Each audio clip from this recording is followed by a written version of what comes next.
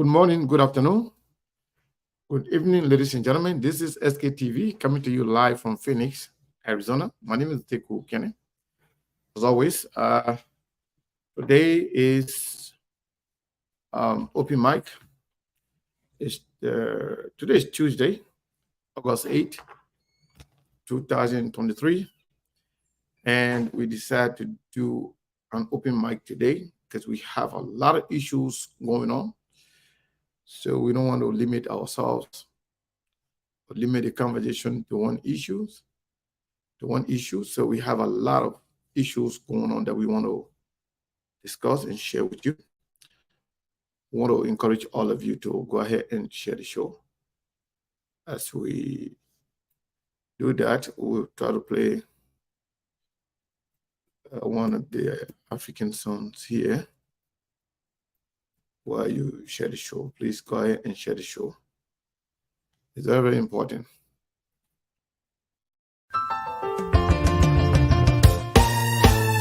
My people, where you at? Where you at? Wake up from your slumber, stop sleeping. Whip your hands, whip your hands, whip your hands, whip your hands. Come on, come on, come on. I know you're sleeping now. You gotta wake up some more, yeah? Okay, let's go.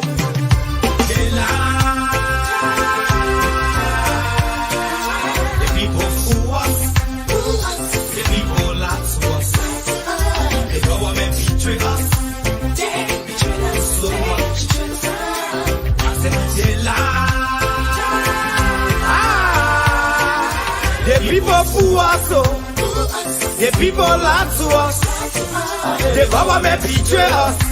They can lie, they can steal, they will not the I said we tired with their lies, we tired with their promises that led us to all our damages. We tired with their speech they preach indeed and now unique they deceive us. The thing we saw, it frustrates us. So why can't you lie? Why can't you steal? Why can't you allow the citizens to beat? You see, we just tell you that's why we voted you. But you fool us, you screw us, you use us and later on abuse us. So why? The government should lie. Why? But that's the question that we ask. They lie.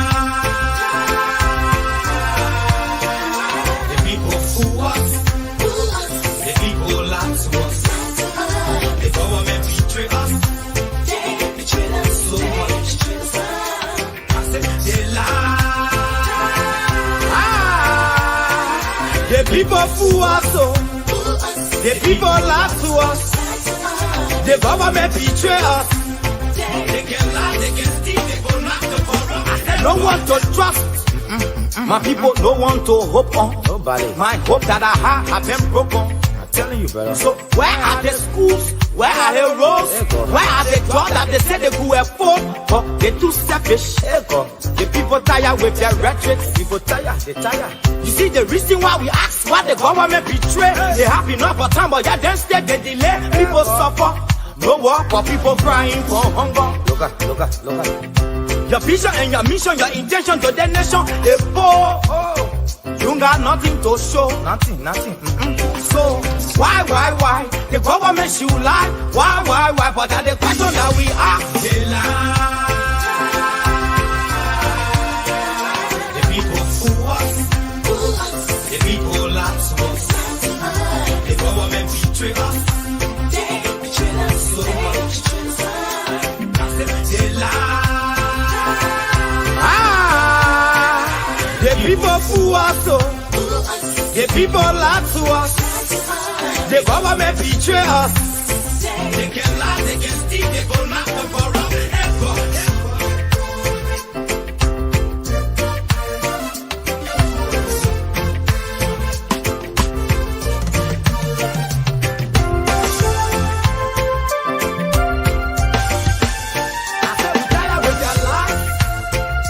We tired with their promises that led us to all our damages. We tired with that speech they preach indeed and now unique they deceive us. The thing we saw, it frustrates us. So why can't you lie? Why can't you steal? Why can't you allow the citizens to beat? You see, we just tell you that's why we voted you. But you fool us, You screw us, you use us and later on abuse us. So why? The government should lie. Why? But that's the question that we ask. The people fool us. The people lie to us. The government betray us. They betray us so much. I said they lie. The people fool us. The people lie to us. The government betray us. They can lie, they can steal, they go knock the door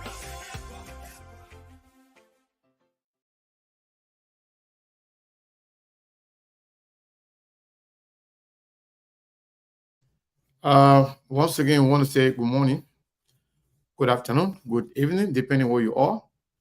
We want to welcome you to SKTV. My name is Teku Kenneth once again. I want to say thank you to all of you for joining us. While we wait our guys from Liberia to get connected, I want to recognize a few of you that have written something, at least have said something on the show. We start with Rufus Paul Johnson. Welcome to SKTV.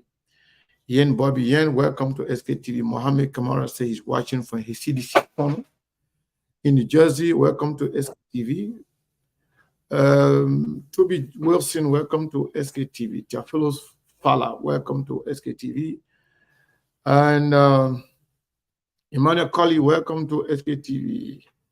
Nabai Masakwe, welcome to SKTV. And Wise Jibo Wise, welcome to SKTV. Mary Pride, welcome to SKTV. Gobazo, welcome to SKTV. Mabon is getting adjusted. Mabon is already here. And Ruth Robert Kangba, welcome to SKTV. Vahum Mende Man, welcome to SKTV. And Remelia Passaway, welcome to SKTV. Riverside Pro, welcome. And Emma Pega, welcome to SKTV. And Edwin Bima, welcome to SKTV. Esther Clark Frederick, welcome to SKTV. Emmy Bashu, welcome to SKTV. Francis Pape Tamba, welcome to SKTV. It looks like Melbourne is ready. Let's get Melbourne here. Mr. Johnson, Melbourne Kula, how are you doing, sir? Thank you, Seku. I'm doing great. It's just about the evening time and sometimes the tension it can be easy back and forth. A lot of calls, right? People calling you, right? Yeah, indeed, and the calls, the messages, and so forth, and what happened, myself, I'm doing some technical work behind the same, so it's just not easy. But thank God, I'm great, and we're very prepared for it, and we choose to work for our people. So I'm doing okay. Yeah, thank you. So we are still recognizing some of the people. So by the way, those of you who are listening and to us via the radio, speaking of Truth FM 96.1, we want to say welcome all of you. I want to recognize you. Because we don't see your name, we don't see you, so we have no way of knowing that you are watching, but we recognize you and we respect you. We are humbled to have you all listening to SKTV program on Truth FM 96.1. So if you don't have a data, just tune to FM 96.1. That is the Truth FM, the Renaissance Communication, known as the Truth FM. Yes, Mons David Bamley, welcome to SKTV. Gilbert Kiva O Imogi, welcome to SKTV. Orito Zina, welcome to SKTV. Gongba Ture, welcome to SKTV. Afri Baby, welcome to SKTV. Baby, welcome to SKTV. My friend and brother Steve H. Kruma, welcome to SKTV from all the way Parish. Rahima Fode Jabate, welcome to SKTV. Mike, welcome to SKTV. Justina Tue, welcome to SKTV. Prince Ngamadi Salif, welcome to SKTV. Teves Bashu, welcome to SKTV. Rosalind Dix, welcome to SKTV. Gerald Shukul Lloyd, welcome to SKTV. Stephen Nyagono, welcome to SKTV. Abraham Sanyogo, welcome to SKTV. James Yancy, welcome to SKTV. Laketanu Batulu, welcome to SKTV. Ibrahim Soare, welcome to SKTV. Ansu Dualu, my brother there from all the way Massachusetts, welcome to SKTV. Prince PC Kalon Jr., welcome to SKTV. Mike, again, welcome to SKTV. Bang Bezonga Kamara. Man, a lot of people joined on in the last few minutes, man. I can't even finish calling names. Linda Nyempan, welcome to SKTV. Henry B. Barion, welcome to SKTV. Christopher Smith, welcome to SKTV. Rice Doyan Page, welcome to SKTV. I want to say thank you to all of you for joining us this morning, this evening, this afternoon, depending on your location. But we are glad to have all of you here. And when we say open mic, it means that we have confluence of issues that we want to attack. We have a lot going on. We want to talk about pretty much everything. So we don't want to limit you, and we don't want to be limited as well. However, when we say open mic, it means that nothing is off limit, nothing is off the table, as long as you remain within the confines of our platform, which is issue. We are issue-driven platform, and we are one of, if not the most integrity platform in the Liberian society. And the reason is because we have standard for our platform. If you come here and say you lie, you lie, man, you didn't do that one, it's fine. We don't care. Because you are allowed to open, to say whatever you want to say about us. But if you come to insult your fellow fans and followers, we will block you. If you come here to insult using certain wording that are not acceptable to this platform, we will definitely block you. So the campaign is officially open. We said the last time when the campaign officially open, we're going to unblock everybody. I forgot I didn't do that, but we will do it today. And maybe if I forgot, please remind me. I will not be talking and do it, but later on, I will do it. We'll make sure we open everybody. Pretty much everybody means everybody. Even though we say we're going to block them permanently, we'll unblock everybody so they can have, the opportunity to follow and listen to the issues as they occurred. Also, they can have an informed decision whether or not to vote for George Weah, to vote for Mr. Cummings, or to vote for Ambassador Joseph Mambaka, Vice President. Once again, I want to say thank you to all of you for joining us. And let me remind you, like as we said, every time we come on here, we like to remind our valued followers, friends, and supporters that don't forget to visit our Cash App. As the election draws near, believe me, we have a lot going on, and we must do a lot to make sure we are up to date, we are up to task. Besides, we had a death yesterday. Many of you have seen it on my page, on my personal page. I have a friend, his name is Mohammed Sori, lives in Philadelphia. He lost his wife yesterday evening. It was really tough, and the family is mourning right now. I want to thank all of you who sympathize and empathize with us for the passing of our wife. So I want to say thank you to all of you. I want to also use this time to send our deepest condolences from the SKTV family to the Soare family. The guy is a very good friend of mine, and the wife was very, very friendly with me. We were very close. I used to call my wife, so she passed away after a long, illness. And God down is the best. Maybe God knows better. But I can say the family is seriously mourning right now, and our hearts are bleeding. But we want to say, may Allah forgive our sin, may Allah give her paradise, and may her soul rest in perpetual peace. With that said, Mabel, what is going on in Liberia? Thank you. Segu, first of all, before bring you updates from right here in Liberia, let me say my condolences to you and the family. You know, I saw the post myself, and while reading through another news to break up, and you know, they were just the back-to-back dead news hitting you at the same time. Yeah, so sorry. I And sympathy. I apologize. I also forgot. Mm. We just saw a communication that the senator of Bapulu County, the ANC, let's say former senator now, Mm-hmm. that he passed away today.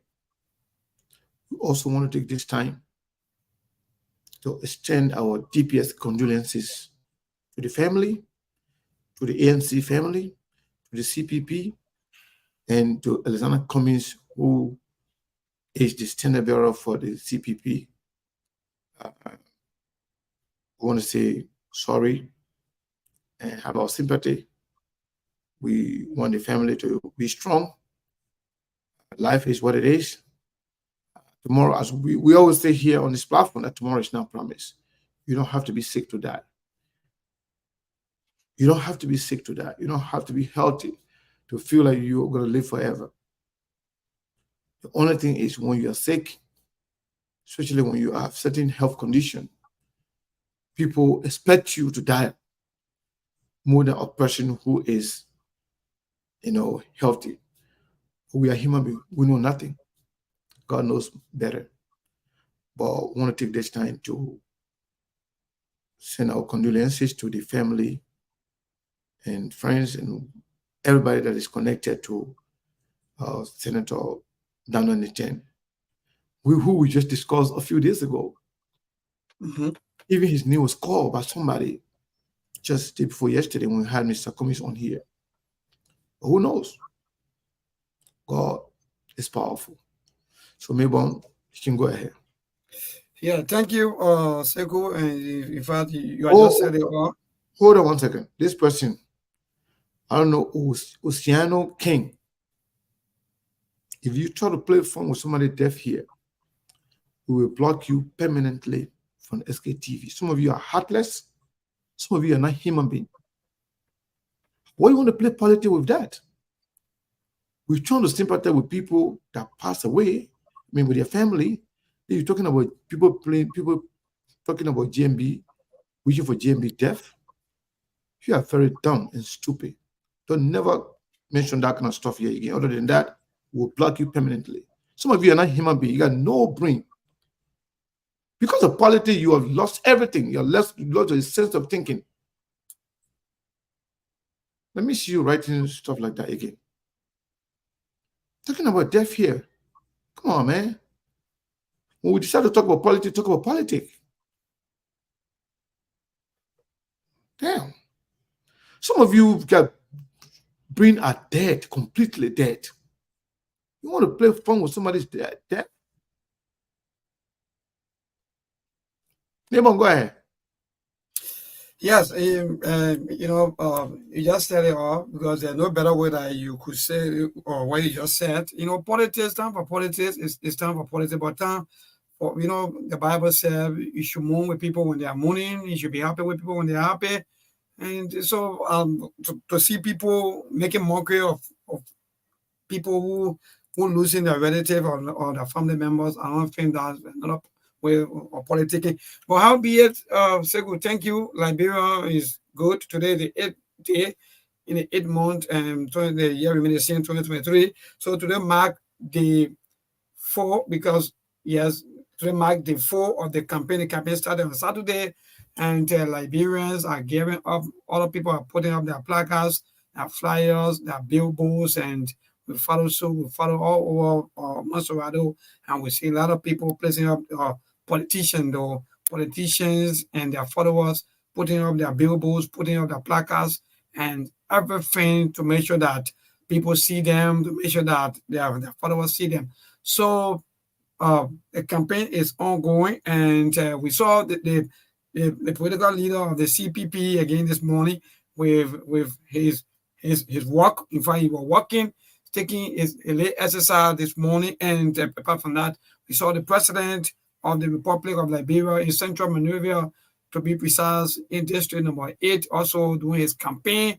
And there are a lot of things happening when it comes to politics, and politicians are doing everything possible to win the mind of the people. The weather condition here in Liberia is also good. At least it is much better, even though the rain was falling in Central Monrovia this morning. But right here in Painesville, the weather condition here is good. It's a little bit good because the sun is shining out there a little bit. So yes, so politicians, and the debt news this morning that shocked almost the entire country this morning are coming from Gbapolo County. The senator of Gbapolo County, Senator Nathan.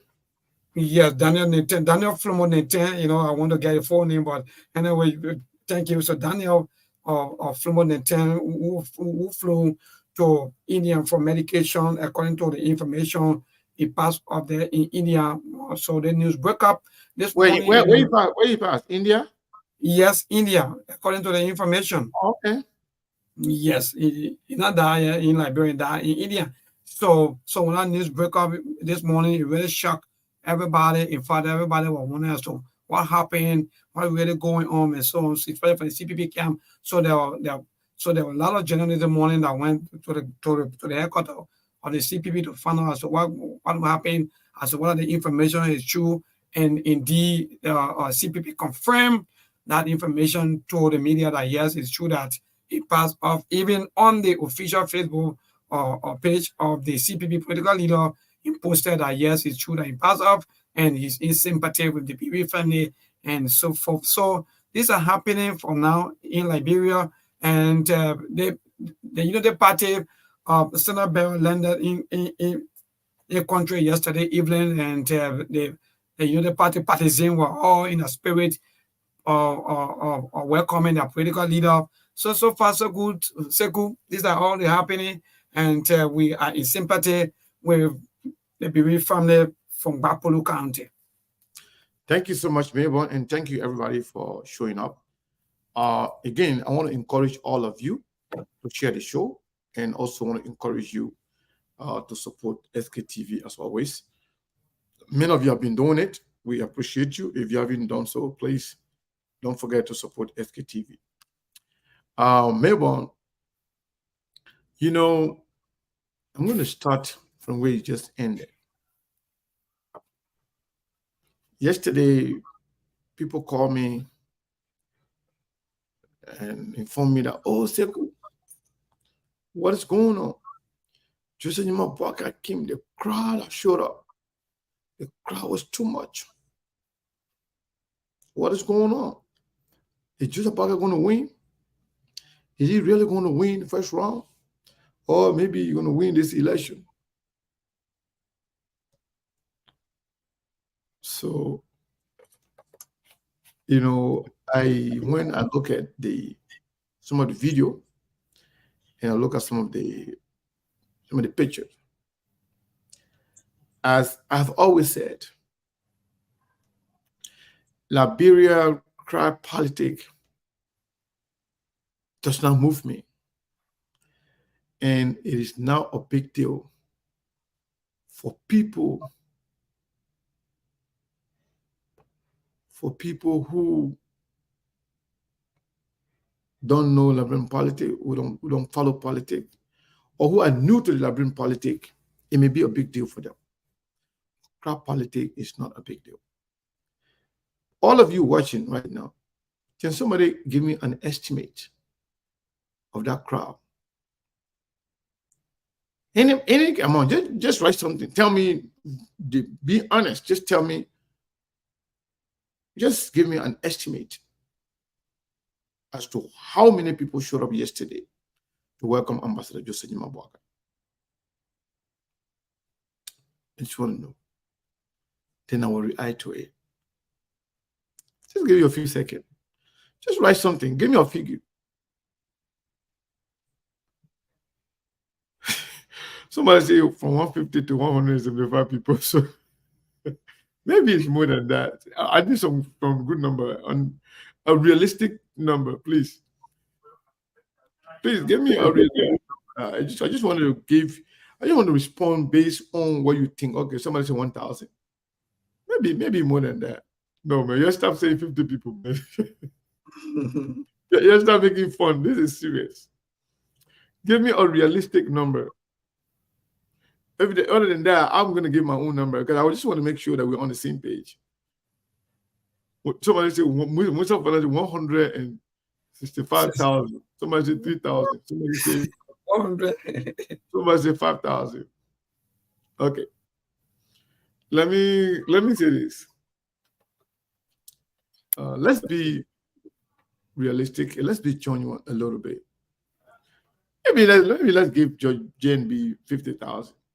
I know it doesn't reach that amount, but let's give JNB 50,000. And that area where people went to welcome Ambassador Joseph Nyimabuakai is in Magibi. People that went there, some came from Magibi County, some came from Monserrado County. The airport is in Haber. That's Magibi County. But a lot of people came from Monserrado to go there, to go receive the Omen. As a matter of fact, if you have followed Liberian politics for a long time, do you know how many times Alexander Cummings has traveled in and out of Liberia, unknown to everybody?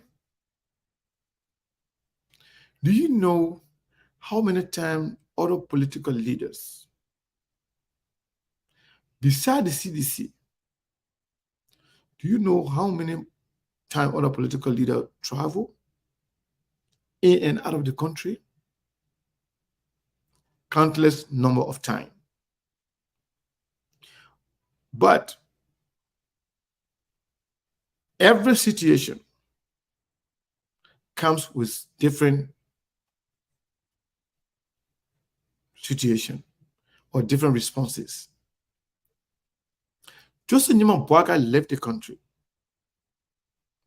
We all knew that Joseph Nyimabuakai was not well. Joseph Nyimabuakai came to America. We inform you that Joseph Nyimabuakai was poised to have his surgery going on here, but the doctor's recommendation.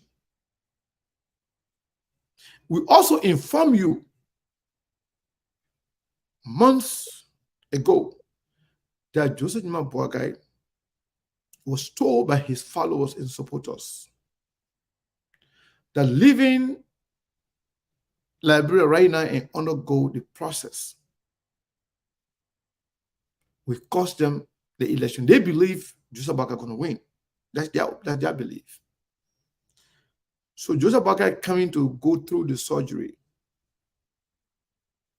they felt like the election will be between Jeremiah Kun, George Weah, Cummings, Tewan Gonglo, Lusuni Kamara, and the rest of the people.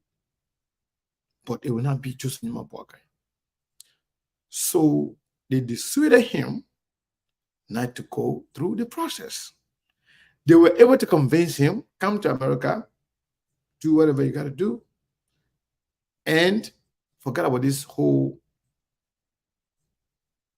surgery thing, because it will have problem.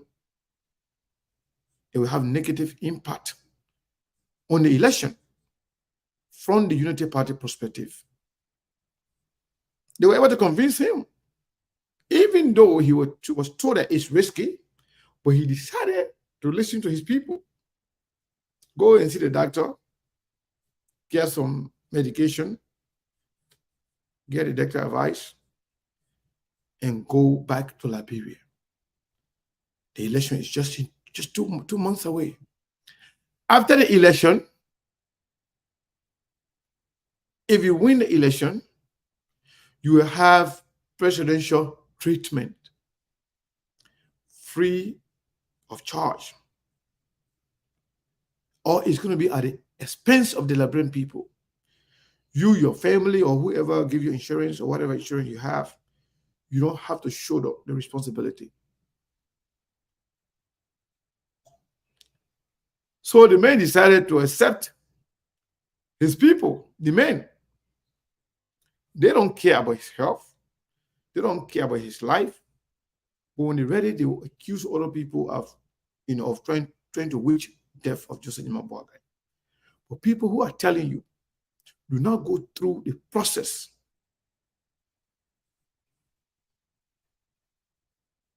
to help yourself. Do not go through the process to have good health. People that are telling you that.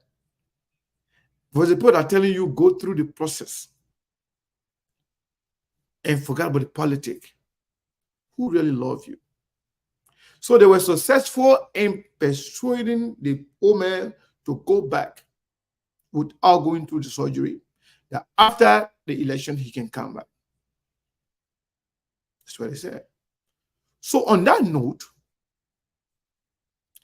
every movement of Joseph Boakai, they have to prove something. Like when you have a young baby, if the baby start crawling, you say, oh, the baby not crawl. When the baby start walking, you announce it to the wall. Oh, baby, the baby walking now. Every movement of Ambassador Boakai was traumatized by his people. So many Liberians were eager to see whether the man is okay. Many Liberians believe, oh, and they say, Joe Boakai will not come back. Joe Boakai come here. Oh, let's go see him. Some people wanted to see how he's looking. Some people wanted to see whether he actually can walk, whether he can still talk, whether everything is okay with the woman. So that's not a big deal. That has nothing to do with vote. It has nothing to do with election. Joseph Boakai cried yesterday. And Liberia is full of chechepole. They want to see for themselves. They want to see for themselves. They want to see what's going on. And people have the right. And the men got supporters. Don't get me wrong. The party got supporters. Whether they have enough supporters to win the election, I don't know about that. But what I know, Joseph Boakai entered the country yesterday. People are eager to see him, to see his condition. So that's no big deal. And people should not be actually confused whether or not that will amount to a vote. Imagine, okay, let's give this person the number they call 100,000. Let's assume 100,000 people came out yesterday. Let's also assume all those 100,000 people, the Unity Party people. Do you know how many 100,000 we have in Monserrato? 800,000 people. So if all Joseph Boakai supporters then got out yesterday to go and receive him, we have 100,000 people.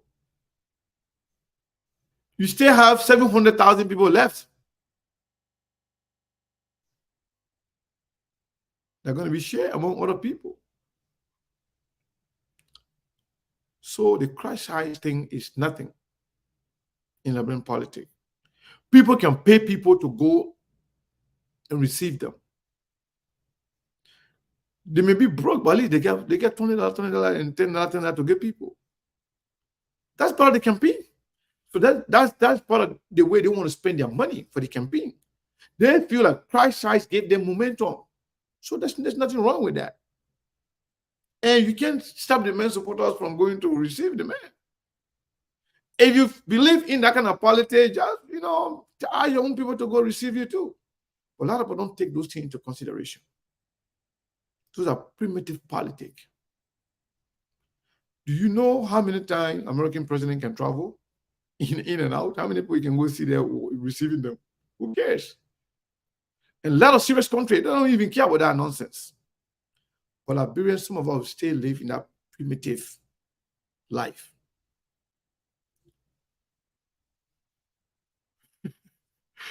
Somebody say I'm a troublist. But what did I mention Trump yet? Anyway, so some of you are very interesting. I love you guys, man. Trust me, I love you guys. So I'm just speaking politics. I'm speaking what is real. I'm speaking reality. But by me saying this, if that makes me a troublist, then I will take it. I agree to be a troublist. But I'm just telling you, see, when you tell them the truth, they get angry. They insult you. See, I'm not here insulting anybody. I'm just telling you what happened. So you guys were able to convince the woman not to go through the surgery. You say your politics is important more than the man's life, more than the man's health. You guys are wicked sort of people. People that persuaded the woman not to go through the process. The man's life is important to us, Liberians. We value him. But I don't blame you guys.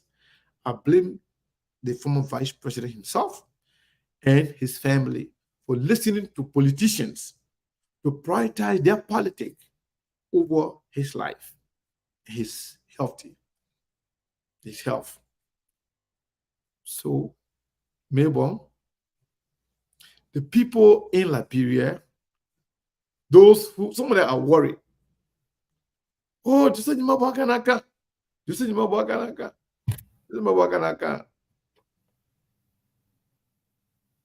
Election day not far away anymore. 63 days to go. And in fact, some seditionists are amplifying Joseph Jimabuakai popularity because they won't go to second round with Joseph Jimabuakai. Because they know they know how to beat him. Anybody you beat 14-1, you have no doubt of beating that person. You listen to Sir Joseph today. Sir Joseph said, I'm a Kisi man. I'm from Lofa. Don't vote for Joseph Baga, vote for John Weir. I listen to Sir Joseph saying it. So they're trying to make it look like their major opponent right now, the major contestant is Joseph Jimabuakai and the Unity Party, because that's what they want. That's what they wish for. That's what they are waiting for. But I think they are setting themselves up for a rude awakening, for a surprise election. Don't sleep on anybody in this election. Joseph Baga is not going to win Nimba County with Tiawan Gongolo on the ballot. Joseph Baga might win Lofa County, but so we got 2 minutes. We got 2 minutes to go for the news bulletin. We only got 1 minute, but I don't know if the people want me to. You guys want also stop and go to the news bulletin? Yeah. I will continue. Yeah. So I will ask them whatever the reaction from the people, then we'll follow that. Okay. You guys want to continue with the conversation or go to the news bulletin? Because we have a lot going on right now. We have a lot to talk about. Indeed. Suppose we should keep talking. So you tell us. Okay, we should continue. Right. Memo, give me a signal when if you're enjoying your trucking story. You know, this story that can be so interesting. So the people, they get angry when you talk about, when you tell them the truth. For me, if you come here to insult me for telling you the truth, that's on you. Because when you come in to insult, the person who is insulting, it says a lot about the person than the person that you're insulting. Let's discuss politics. Let's discuss issue. call in a debunk. If you think I'm lying, you don't have to insult. You don't have to disrespect me for telling you what is right and telling the truth. Some of you have no relationship with Joseph Boakai to even have the opportunity to talk to him. You have no relationship, you have no connection to some people that are close to Joseph Boakai to talk to them. Some of you are group thinkers and followers. Those of you that insult people, you have no idea whatsoever. Joseph Boakai don't know you.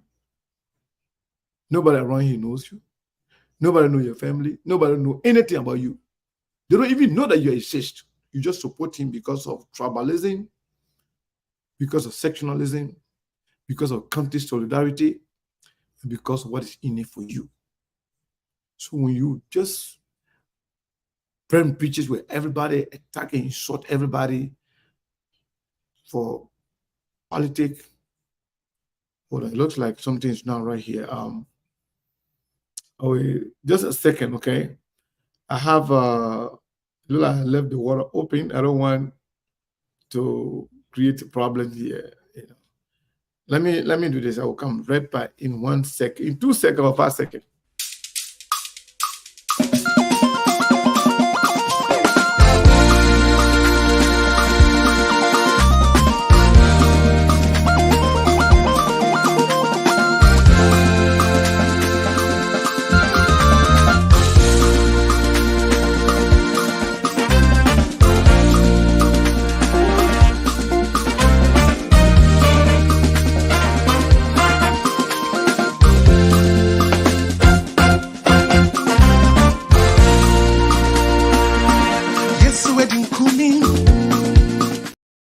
All right, we are back.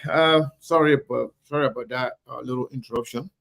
So most of you are just in politics because you won't be happy. Some of you think these politics are about entertainment.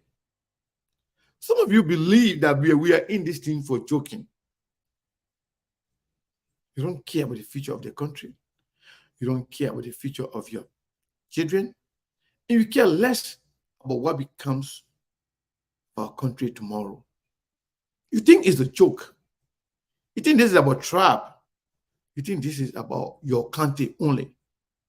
We have 15 countries.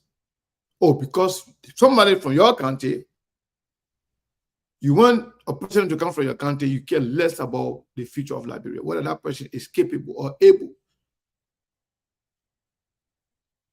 You care less about that.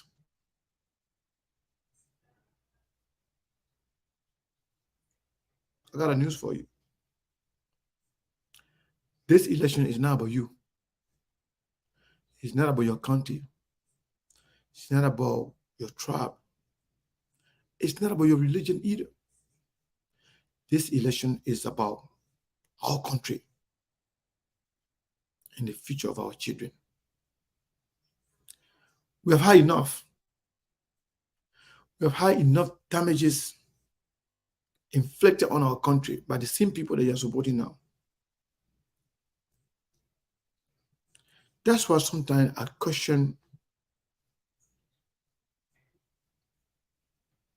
the loyalty of some of you to your country. Sometimes I question the patriotism of some of you. It's not about who you're supporting, but sometimes some of the statements you make, like the men seko, the men are seko, we don't care.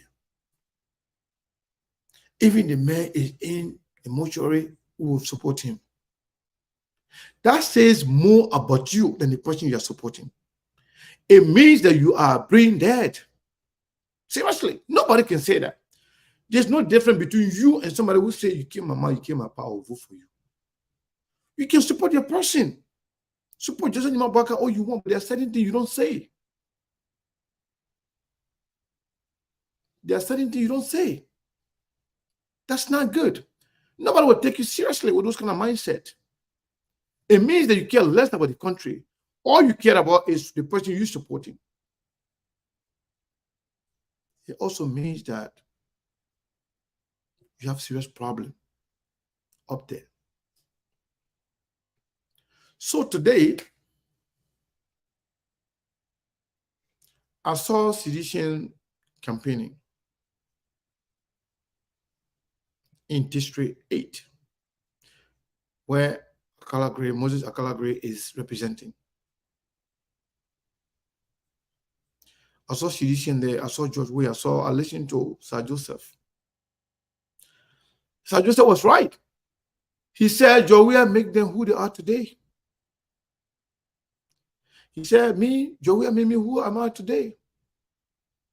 I'm telling you to vote for George Weah. Like I told you guys yesterday, most of those guys who are senators and representatives today, they know they don't deserve it.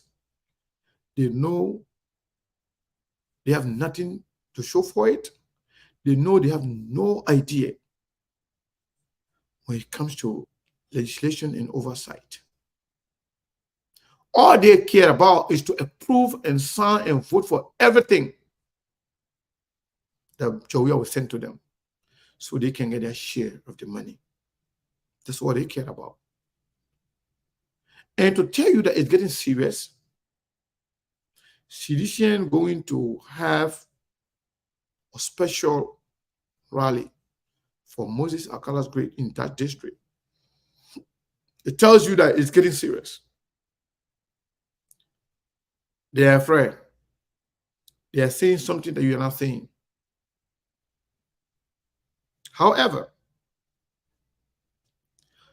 I know the CPP may not have money to compete with the government. But I can tell you, elections goes with up and down ballot. You should prepare yourself, at least even at one rally, for all your candidates running in Monserrado. Have a rally for your down ballots. The person running for senator, people running for those districts, you can go and have a rally in those districts. That will not cost you much. To tell your people in that district, people that believe in you, in the CPP, have some rally in those districts. Or you can have joint rally. At least 2 or 3 different rallies. CPP did it for Taylor Ure and Darrow Dillon. You had rally.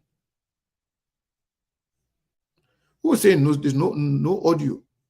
Can you guys hear me? Somebody said no audio? You got to stop that joke. How can you say no audio? Maybe something's not right with your phone or maybe your computer or whatever TV, whatever you're listening to. Please let me know if there is a sound you can hear me. Somebody said no audio. I don't know. Yeah. Thank you. Everybody said they can hear me. Did you say no audio? Come on now. So, CPP should, if they don't have a plan, they should plan it to have rally for their supporters, for their candidates. If you don't have money to do individual rallies, do joint rally with most of your candidates. Let's say, for example, the districts are close together. Just do one big rally for them. Put their hand up so that there are people then that support commies, people that support the CPP can support those people. And people that support those people too, they too can support Alexander Commies. That's how it works. That's how it works. You should do some rally. These people, they are afraid, they are scared. They listen to people in the country. They know the Liberian people are tired of the CDC. They're trying to cheat, they're trying to force it, and the only way they're cheating will not be recognized if they have some vote, if the vote is close. But if you beat them big time, they will not be able to cheat. So something also that I saw today, I saw George Weah in the mosque. I saw some campaign material in the mosque. I listened to my brother Vafle Dole speaking for George Weah in the mosque. I listened to a lot of people saying Takbir, Allahu Akbar, Takbir, Allah walillah alhamd. I listened to it. I know this is politics time, and I know some of you are getting what you want to get from the government, but I am asking you if you are open to do what you just did for George Weah, for everybody else.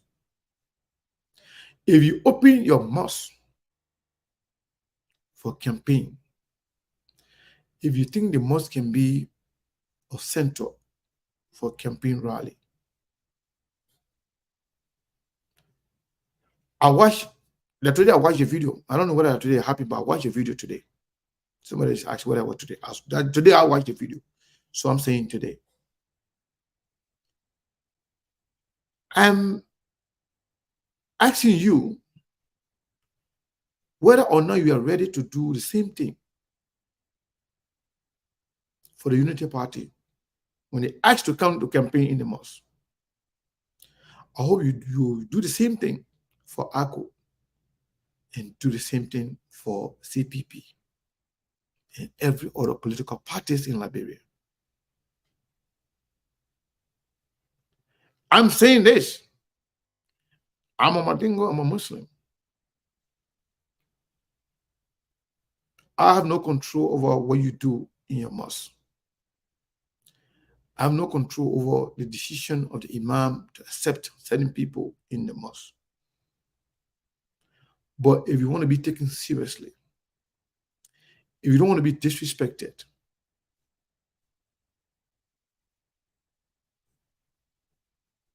if you don't want to be disrespected, you should allow other parties to come and campaign in the mosque likewise. Then we will take you seriously. If you stop other people from campaigning in the mosque like you did just did with George Weah and the CDC, tomorrow we will talk. We will speak out. And you're not going to like it. You cannot turn the mosque to a campaign center. You cannot desecrate the mosque. However, if that's what you decide to do, make sure you do it for everybody.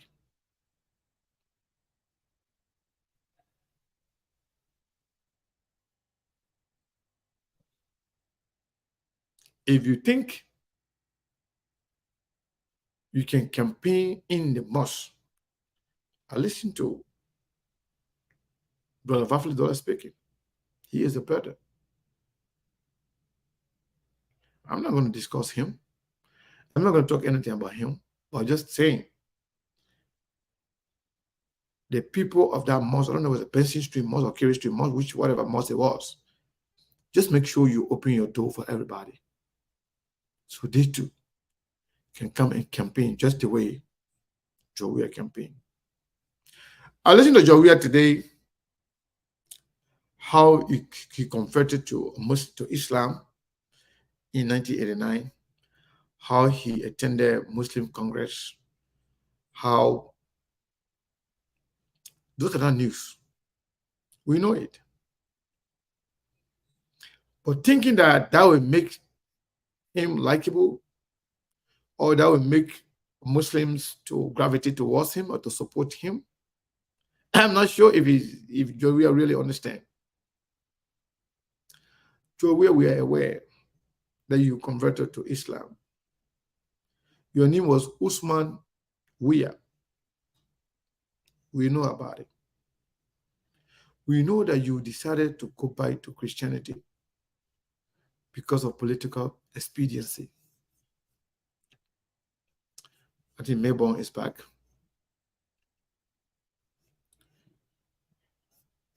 Mayborn, your internet is bad. It's really bad. Even the image is bad.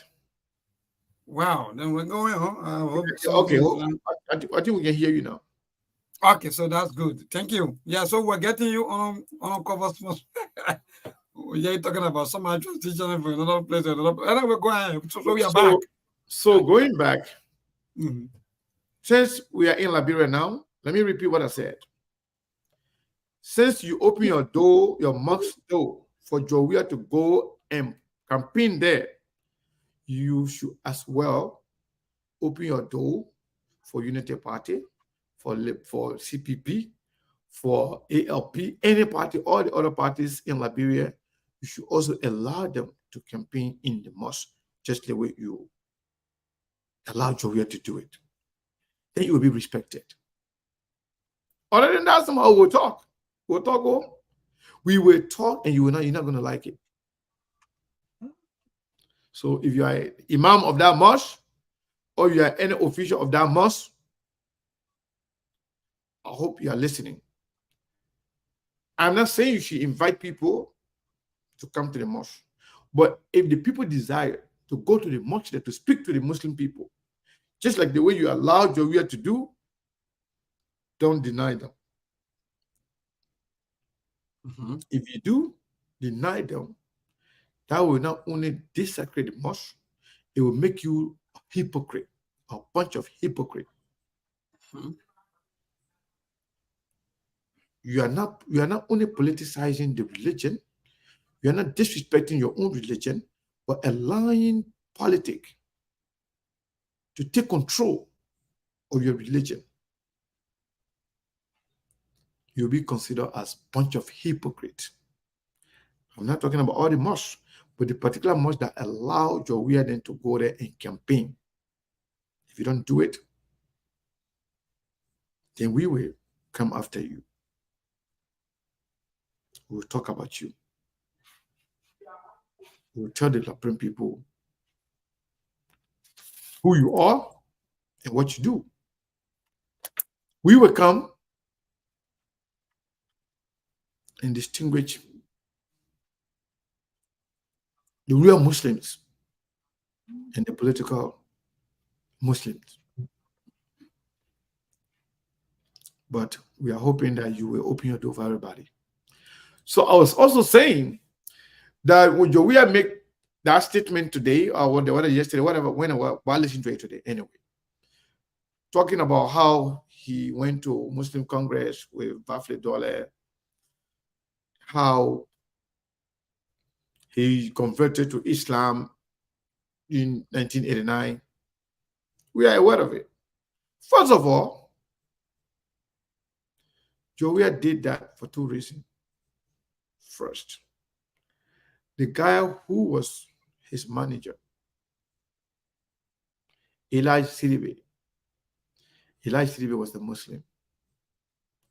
Elijah Sidibe's older brother was Liberia ambassador to Mecca, Saudi Arabia.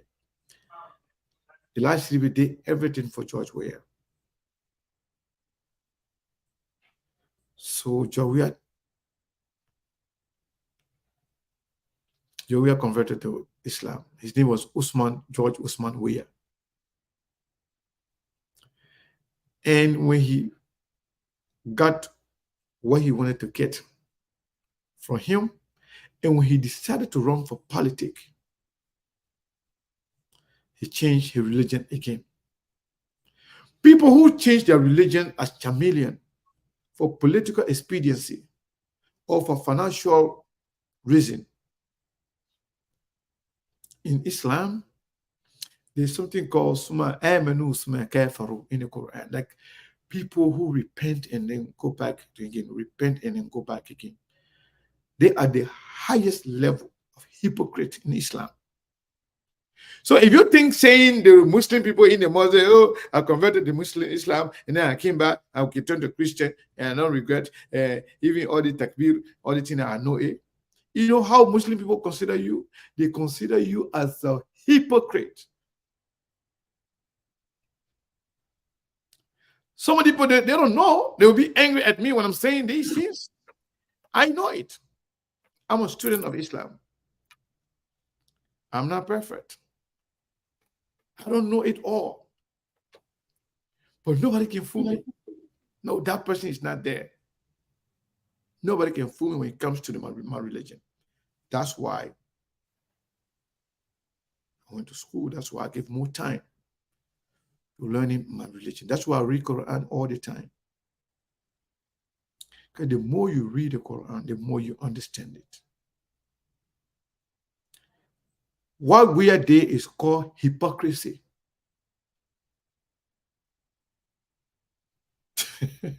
Somebody say I'm always angry. Wow, you're the one that's angry.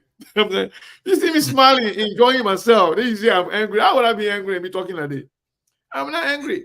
I'm just telling you what the truth. You are getting angry at me, thinking I'm speaking because I'm angry. No, why would I be angry?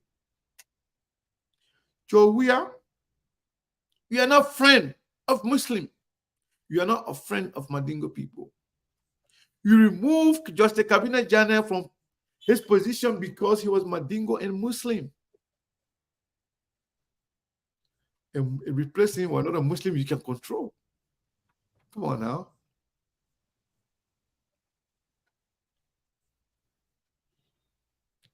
Justice Jana, George Weah.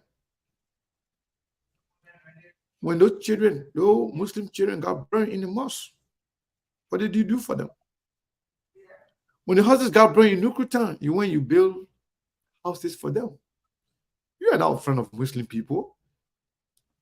You're just trying to use some of the greedy ones that are around you, use them so they can give you the Muslim communities, you can take advantage of them again. Both George Weah and his party, they are not friends of Muslim.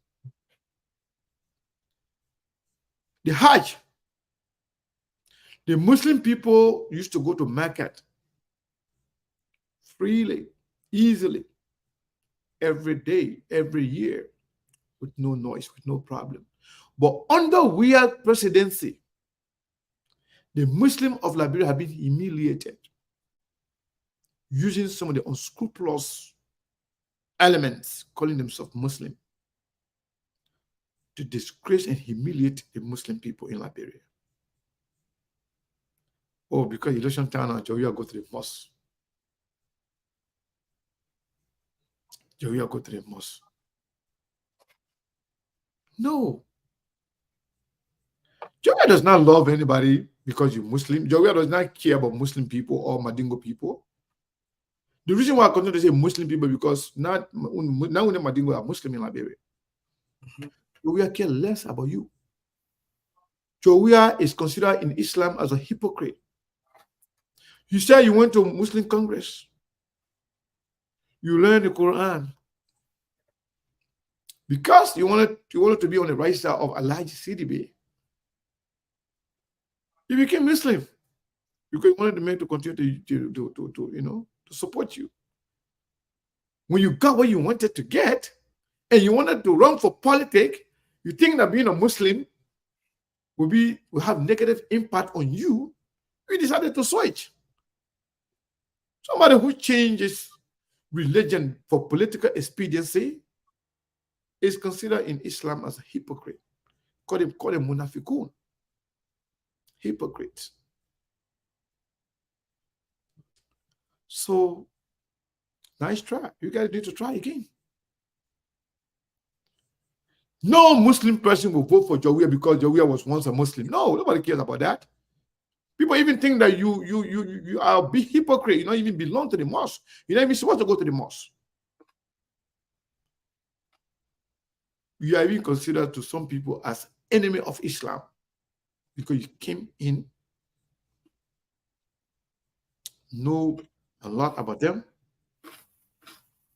and then dumped them and went back to Christianity. Muslim and Christian have no problem. You coexist. As a matter of fact, Islam does not refer to Christians any other bad name but the people of the book. Quran referred to Christians and Jews as Ahl al-Kitab. Yeah, Ahl al-Kitab. We call them the people of the book. Because the book, though people don't read and they follow, came before the Quran. So Quran referred to them the people of the book. People who are ignorant, they don't understand their own religion. They refer to everybody as kufar, kafiri, kafiri, because they don't even know who is kafiri. Quran does not call Christians kufar. Quran called them al-kitab, the people of the book. The book that came before, those books that came before the Quran. What I'm trying to say here is that the level of hypocrisy in Liberia is too much. But some of us, we will continue to highlight it. I don't care, even if it's against myself. What I'm saying right now, some of my Muslim brothers will not be happy about it, especially the ones that support George Weah. But at least you should do something else. Support Weah all you want. But using the mosque as a campaign venue is disgraceful. It's embarrassing. It's disrespectful to the Muslim people and Islam. Let Jowiya continue to use his pulpit in his church to do his campaign and talk trash to his political opponents. Let Prince Johnson continue to use his church to preach his politics. But you should not allow your religion to be used by anybody for a joke. When I listen to some of you guys talking about Allahu Akbar, Takbir, Allahu Akbar, I was like, oh my God. I said, Subhanallah. This guy, these are the people that are accused of killing people mysteriously every day. And you know it. These are the people that are accused of corrupting the country, stealing the country money every day. And you know it. These are the people that don't respect the constitution of the country, administering selective justice. These are the people that care less about your religion, that care less about their own country, that care less of the people of the country, that continue to steal from the people, and then you are giving them red carpet in your mosque. Amen. For once, man, for one Liberian people, where is our integrity? Everything now is about money and power, position.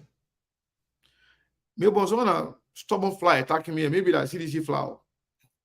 The fly don't want me to talk about the truth. I'm talking about. Yeah, and they're listening, you know, enjoying it though. I know you are. Yeah. And I know a lot of people are listening. Especially when you come to the religious side, you know, because a lot of us we do things blindly, we don't even know what we're doing. So in short, somebody called me the other day and told me that, Sekou, do you know some of the imams say that the Jowiya, that his personal friend, so he support Jowiya?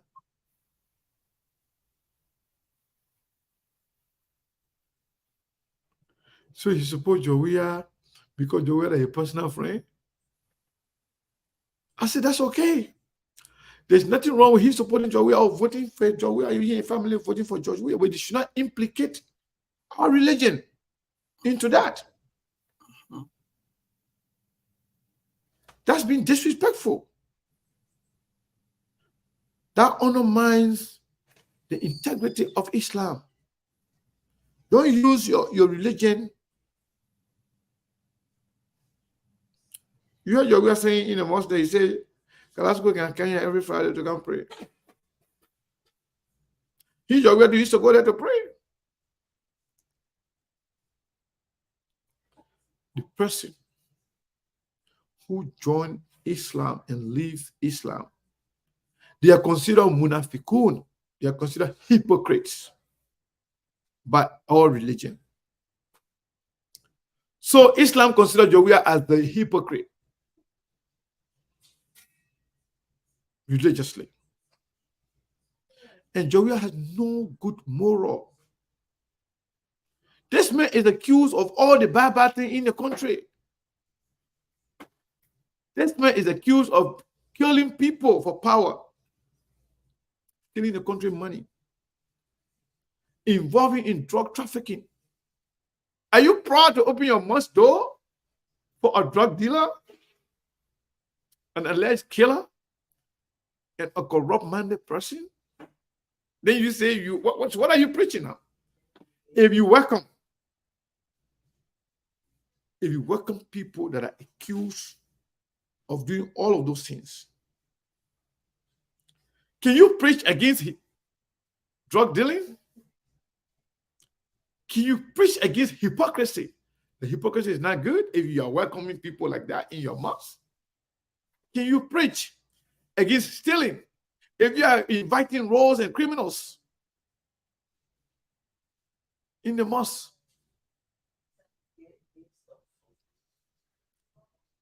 The man who just sent his minister to go and sing gay right, gay people there, they put you bring into the mosque. Hey, man, do you know what happened? Let me talk a little bit about gazing in Islam. God destroyed a whole nation when they were involved in gazing. God destroyed a whole nation when men and men were sleeping with each other. God destroyed them. Whole nation.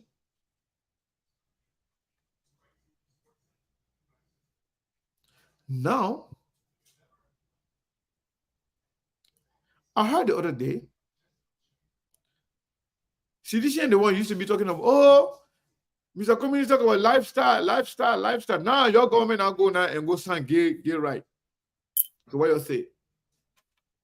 Somebody say, oh, you know, Sekou? You know what? He said, now the law we're talking about. And it's not communist supporting gay right. I said, but that law should be happy. That law was accused of being he-she. Say the men that they're always a girlfriend. People say that. People say a lot. So if communist is going to be, approving the solution, he should be celebrating. So Jowiya people then got nothing to say. They should be celebrating. They should be dancing. Because Jowiya just went and approved Liberia to be a part of the gay community. Jowiya, then you are welcoming that man in the mosque. How are you going to speak against gazing in a country?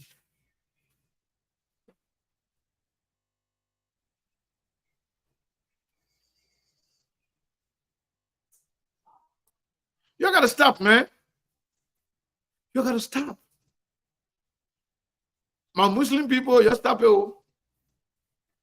Because we will start attacking you. We will start to disgrace some of you who are commercializing our religion. Our religion is not for sale. Our religion is a reputable and integrity religion that people respect. No offense to other religion. I'm not saying other religions are not. I know about mine, and I respect that. So anybody who dare to desecrate, anybody who tried to bring disrepute to our religion, we will go after you. This is wrong. But going back to what I was saying about this whole gay thing, I think DeLong and the CDC, they should be quiet now. Only in Liberia,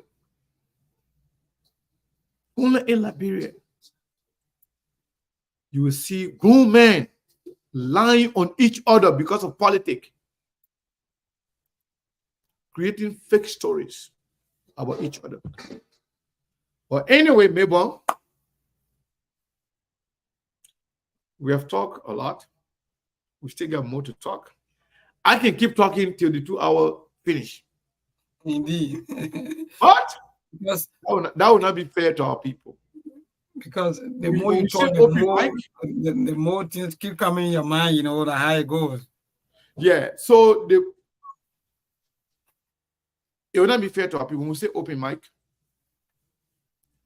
we have to open the line for other people to participate. You don't have to talk about things that I talk about. You don't have to mention anything I talk about. You are also free to talk about that, because I know people will follow and talk about some of these things that I talk about. By the time you call someone name, you know However,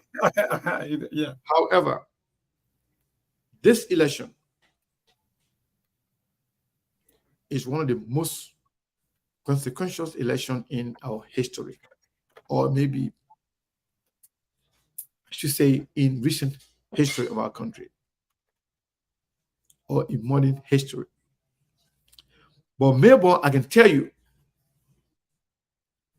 Liberians, we will learn the hard way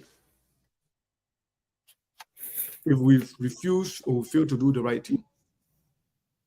But again, the gay argument is dead. Joia went and signed the gay bill, the gay agreement, and they say Dillon were also this guy, what is his name? What's the girlfriend? That's what they say. I'm not saying it. And if you have everybody got some kind of gay connection out there, you should just shut up and discuss the real issue. Because Kwame was accused, Kwame says he's not gay. He doesn't care about gazing, and he does not support it, he does not subscribe to it. And he will not even condone it as president. But y'all go sign the gay right here. Y'all get gay there among y'all, whatever y'all doing.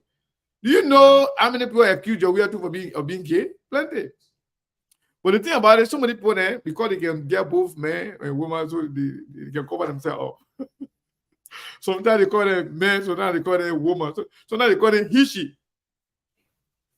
He, she. He is a he too.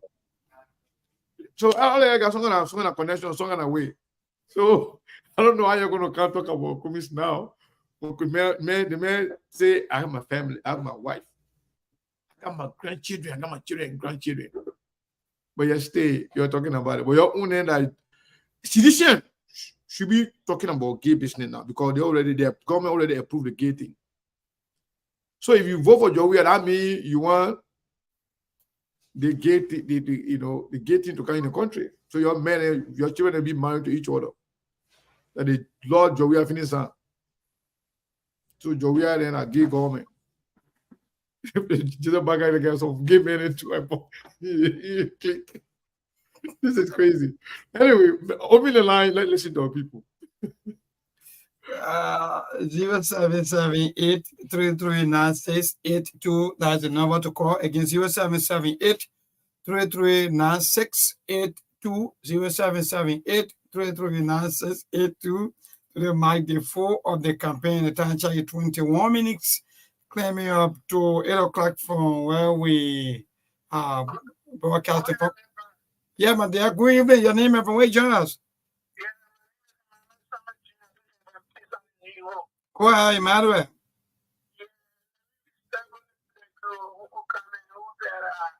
President, we are trying to secure.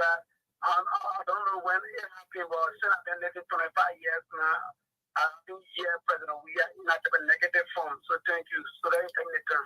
All right. Thank you so much for being part into this call. Good evening. Yeah, your name and from where you join us?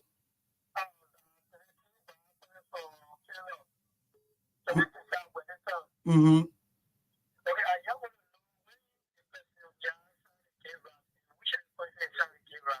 Okay. Thank you so much to this call. Hello. Yeah, we're great. Thank God. Your name and from where you join us?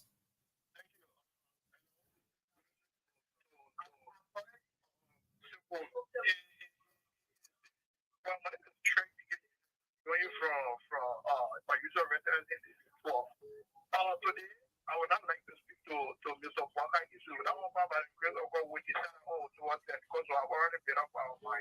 But I would like to say thank you to Mr. Yeah.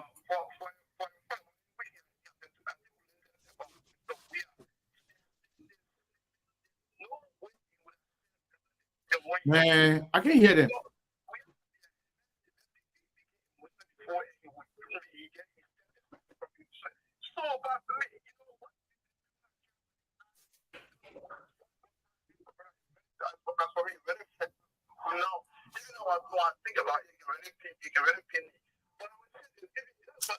Yeah. I don't know what happened, man.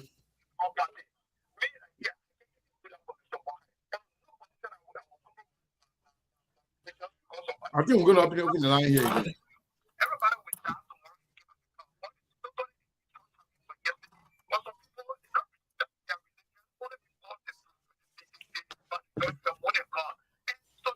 All right. Thank you. You're gone, at least you're going over your time to this call. Hello? Yeah. Yeah, go ahead. If you take one more, then if you can hear them, then we just leave it. We'll open the lines here. Mm-hmm. I think you have spoke lengthily when it comes to the issues about religions in this country, right? I'm a Christian, but for President William to go to the mosque and you see flying all around the mosque, I think it is unfortunate. We as a Christian and Muslim, we should insist on those things, carry politics in our church. No, we can hear that person. I don't know why we need to hear other people. Our main target is President William, which from the opposition, we should always attack President William of doing the one thing because it's competent, it was not competent to lead this country. Let us come together as the opposition. President William is on social and there was a video on social media for President William to make himself for money. So okay, all right. So to this caller, good evening. Yeah, good evening, man. Let me say good evening to your panelists in the diaspora. Yeah, go ahead. The name is Barnes Jacobo, and I'm family from district number 5. Let me be honest, my friend. You don't put in the diaspora and say things that you don't know about. President, we are trying to keep it. If you are here to push the identity of your so-called case,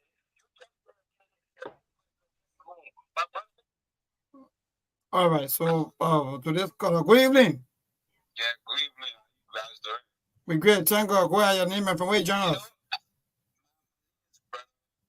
Speaking from the Ralphia with the big reserve around the Cassette State Junction. You know, I got a big question for the Imam. What was the Imam when the one time when it was at the Rabo International Airport, like a displays for more than 2-3 days? I pick up my taxi, you know, for me, I'm a taxi guy. Displaying what? Oh, you mean the time? Oh, okay, when they were traveling, right?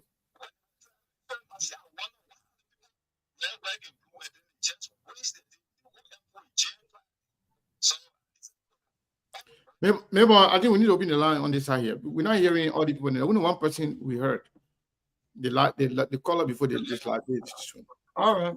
So I don't know, but I think so open the line or open the other line. Yeah, so the lines are open here. Let me pin the numbers.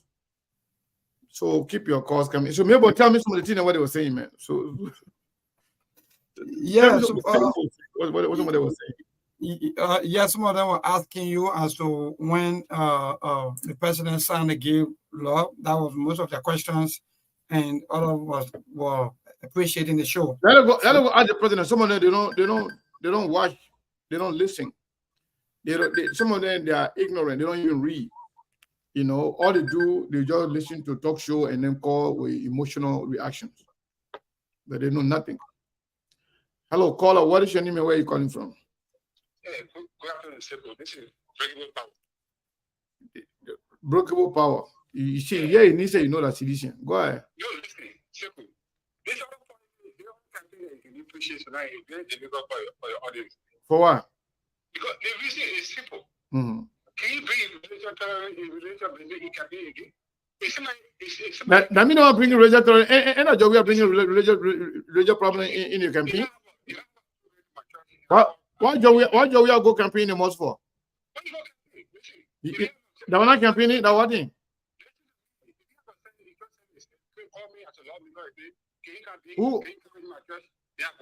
Who calling there? Who calling to go campaign there?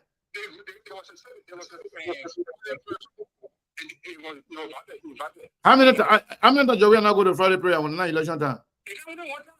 How many times? When the night election time? Oh, somebody last year. What was the occasion? Stop talking, man. Stop lying, my man. Okay, go ahead, make your point so I can take the next caller.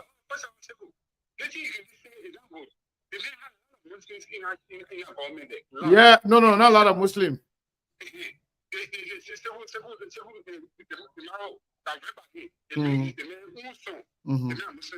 Yeah. What did I say? What did I say that really that not supposed to say?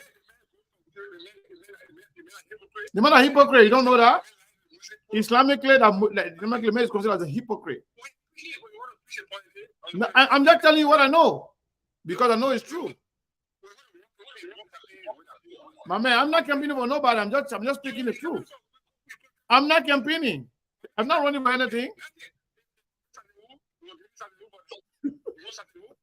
Yeah, bring this as a who.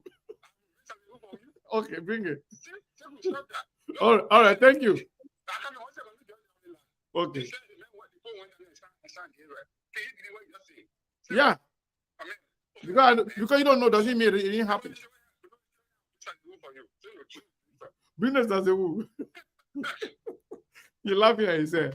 You say bring this as a who. Bring this as a who now. How many times we went to the mosque there? You know, when I compete. The last time Thomas Farris I just went to that mosque when Thomas was running for something, they bring cow meat and money they share with the people. Someone even enter in the mosque with their shoe. They tell you they don't even know what's going on. So people don't enter in mosque with a shoe. It can be the president, the minister, the imam. Everybody take off their shoe to enter the mosque. But some of these Boko, the way they enter their shoe in the mosque. Someone there were up bending and someone standing up. If you go in the mosque, that will happen to some of the people there in those mosques. Some of the people there, they are ignorant. They know nothing about your religion. You have to tell them. You have to control them. You got to tell them what they should do, what they shouldn't do. Mosque is not a place, for campaigning. It's not. You can't do that. That's been very disrespectful. But I don't blame George Weah. I blame people then who actually allow George Weah to go in the mosque to go campaign. But then if you do it for George Weah now, you might allow everybody now, say that particular mosque now, that campaign venue, everybody has to go over there and campaign. If you have seen people that you're putting your request, Unity Party, you're putting your request. AP, I don't know, ALP or APL, I don't know. You're putting your request. you go over there and go campaign, that campaign venue, that particular mosque. If they refuse, then they are hypocrite. If that particular mosque refuse to take your call, if we allow you to go to campaign there, then they are hypocrite. Maybe what you're trying to do, let me take the next call here. Caller, what is your name and where you calling from? Hello? Hello, Prince? Hello? How you call? You're not saying anything. I'm trying to make sure that because I'm watching on my TV as well, so I want to make sure that I cut it off first. What's on your mind, my brother? Thank you, Zeku. It always knows, it doesn't disappoint. You always make my day. And you're right to say what you say, because even though I'm a Christian, but I have a profound respect for the Islamic religion because of this the way it's organized and how they treat their religion with utmost respect, and they try to do everything to keep it in perspective so that it cannot conflict with other things in the society. Unlike we the Christians, everybody get out here, they set up shop, they can do whatever they want to do. One person, as soon as they go, they get to a power school, they learn small power. That person open church, they call themselves bishop, and everything you think about in the world happening in the same church, and they dance, they shake their butt, they play music, they sleep with each other's wives, and they sleep with each other's girlfriend. They collect out the offering, they go, they take the money, they buy it, they got the drink. But Islam always kept that perspective to know that when you're serving God, there's some degree of reverence. You have to respect God in a way. So to see that, that line is being crossed, and I don't see any other people talking, and the same thing happening in the Christian religion. These things happen, nobody say nothing. Other churches there, they won't say nothing. They won't speak against it. So yeah, there are no other body speaking against it, but you come out and speaking against it with boldness, with this kind of tenacity and boldness. I commend you for it, and I respect you for it. I thank you for doing that, because, no matter what, sometimes when we talk about morality in our church, sometimes we point our finger to, we're talking about unity, organization, and how things are done, and how the coherent religious organization is. Even though those of our Christians, we'll put our hand to the Muslim, we'll talk about the mosque, how they organize, how you don't see 10 mosques on the same street, you don't see 20 mosques in the same village. But as Christianity, you can see mall, get a shopping mall, churches get a shopping mall. Everybody got their own church. So thank you for talking, because it's not right. That's why I supported those who went to Prince Johnson Church, or Prince Johnson were preaching politics. Those the politicians, the people who are political show up there, I commend them and respect them, because if Prince Johnson were not preaching politics, they had no business there. But Prince Johnson were preaching politics, so they go went there to listen to political sermon. They people say, oh, the people went to attack Prince Johnson. They didn't go attack Prince Johnson. They went to listen to a political sermon. So thank you for saying it. I really appreciate it, and I hope the Muslim people understand that they shouldn't sell their religion and still end up being like with a Christian. Thank you very much. Wow. Thank you. Let's go to the next caller here. Caller, what is your name and where are you calling from? 561 number. Last 4 digits, 7671. Hi, my name is Jackson. I'm calling from Minnesota. Jackson? Yes. From Minnesota. Go ahead. Yeah. First of all, I want to tell you thank you for at least highlighting the religious aspect of what has been going on in Liberia.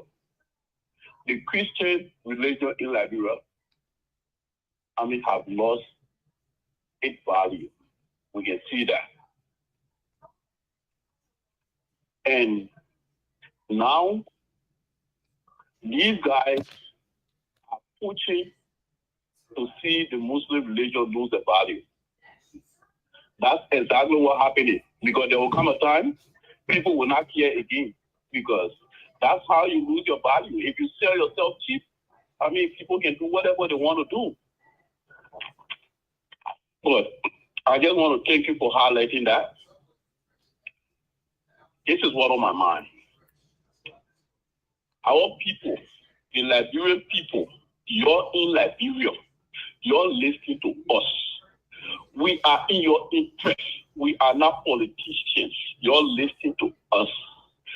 George Weah, Joseph Boakai, they're not in your interest. Those people are not in your interest. We're fighting for your listening to us. This thing is not about us. It's about your vote for Alexander Cummings. Alexander Cummings will be in your best interest. Your vote for Alexander Cummings. Joseph Boakai is not on our ballot. The woman is sick. The woman is sick. You will not even be able to run campaign in our country. The people that are hiding behind him, that they don't want to be running our country. You open your eyes. That's why I got to tell you. You open your eyes, and you already know Joe we are. We don't need to tell you what Joe we are capable of. What Joe we are do today, you will not do tomorrow. If you're putting there, wish you guys good luck. Thank you, my brother. Thank you. Let's go to the line here. I think this person will be the last person before we leave the radio. I think this is a Brazilian monk, if I'm not mistaken. Yes, Brazilian monk. How you doing, Saros? Not much, man. I think your last caller just made a point.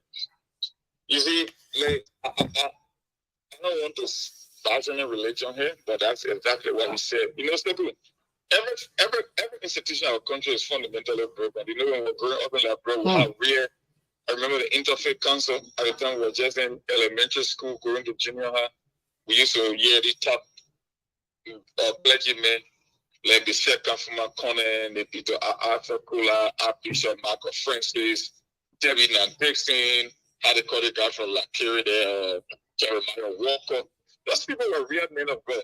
Those people stood up to chastity to a rebel government. These days, it's not the same. Everybody what they learn about money. Yeah. You look at people wake up Sunday morning and go sit down on the walls of Georgia in the church. The entire country is sick. Mentally, it's broken. Fundamentally, every aspect is broken in our country. And you know, like the other caller said, is one thing that I respect because Christianity has been liberalized to the extent that it's just like a joke these days. And the only religious people that have been holding a traditional belief up to now is Islam. So if Georgia and his crew can infiltrate the mosque, then technically the entire country is done. Because that's why you got religious belief, that's why you hold on to religious principles so that you can keep society in check. If the religious and the civil society cannot keep the government in check, then literally you don't have a society. That is exactly what happened. And like you said, this man, he been linked to drugs, he been linked to corruption, he been linked to indiscriminate killing of people in government. And you can go to his church to go and listen to his sermon where you see men of God with that color, that title of a bishop lying down before Georgia and he laying hands on them. Can you imagine? Yeah. Or Georgia saying he's catching Holy Ghost fire and people are falling in the church. Isn't that a mockery? Isn't that blasphemous? Look, my man, I don't know, man, but like I just don't see the path. It's so frustrating. But unfortunately, that's just the reality of the situation. You can expect more. But like I said, if the people in the mosque will sit down there and let their religion to be made a mockery out of them, I really don't know why it's left of like drop because there are the two principal religions in the country. If Christianity is fundamentally broken down, and if the people who sort of hold the line, if they are compromised, then technically there is nothing left of the society anymore. Thank you, my brother. Thank you so much. So we are about to leave the radio now. I'll take this call about, let me say thank you to those people that are watching or listening to us on the radio. Mabel, you want to say something before we leave? Oh, you are muted. We're not hearing you. If you're not muted, but we are not hearing you. I don't know what you did with your system. Well, we're not hearing you stay, but it's okay. I don't know what you did. All right. So I want to get to me now. Yeah. All right. So I want to say, why you taking the microphone off, man? But anyway, go ahead.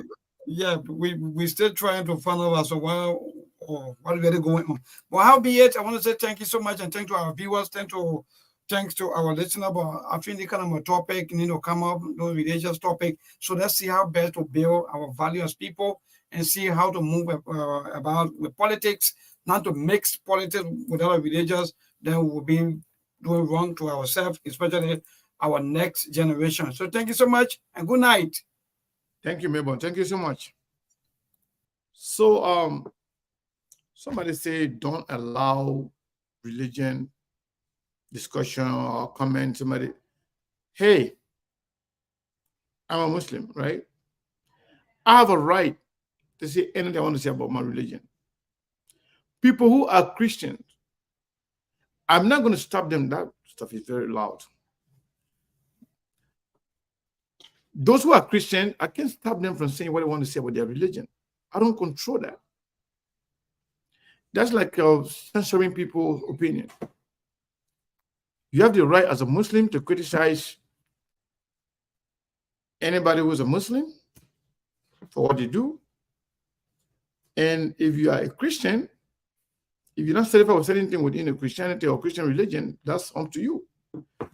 There are certain things I will not say about Christianity or Christians. But somebody who is a Christian, they want to say it, I can't stop them. There are certain things people will not say on this platform. But when people try to voice out their feeling about certain things happening in their religion, that's not my prerogative to stop them from talking. So I'm sorry if you feel that way. If this was about somebody trying to preach one religion against other, trying to put the two religions head together, I will not condone that conversation. Let's say somebody come here as a Muslim and start talking some, funny stuff about Christianity, or some Christian person come here and start talking funny things about Muslim religion. I will not allow that conversation to happen on SKTV. But people coming out to criticize some of the ills within their own religion, I think that should be acceptable. We should condone that. We should have this conversation so our people who are religious leaders can change their behavior. So that is something that we should really encourage. Hello? Hello? Yeah, hello. Yeah, you're calling back, but you have a noise on the background. You need to turn down the monitor. No, I'm not. I mean, I don't have a noise in the back. Oh, okay, sorry. I can't add it also. Sorry. Yeah, go ahead quickly. Yeah. I mean, just to, because I know I probably made a comment that somebody tried to maybe misunderstood what I meant. Sekou, just look at what happened in George Weah Church this few days. Look at what happened in the church. In the church, they have choir. The choir was actually, singing about George Weah. Just go and look at that video. When you go and look at that video, you will understand what I mean when I say the Christianity has lost its value. Because this guy is the Okay, so let me ask you. You that said Christianity has lost their value. Are you Muslim? No, I'm not Christian. Okay, no, I just want some people who don't get ear to listen, let it hear, because somebody are saying that some people got called to say Christianity has lost their value. They were Muslim person. I mean, when the president of the country got a church where people are singing with his name, they are dressed up. They are dressed up in party regalia, singing with his name. Tell me in his church. I'm not talking about outside. It happened in the church. Tell me what happened. Tell me what is that. Tell me what is that. And you got bishops. You got bishops. Higher religious people in the country. Actually worshiping the same. When John Weah leaves the country, where does he go? You don't go to one bishop, whatever his name is, church, to go preach. Man, let's be realistic here. Let's be realistic. Thank you, Sekou. Thank you. So yes, people who are Christian, they have the right to criticize their religion if they want to. I'm not putting words in anybody's mouth. They have the right to say whatever they want to say. And if you're a Muslim, I've seen some of my Muslim brother here thinking the same way I'm thinking, that it was not right for anybody to commercialize our religion. Some that are seditious, they are happy because they want it. They think it's in their favor. I mean, people have the right to say whatever they want to say.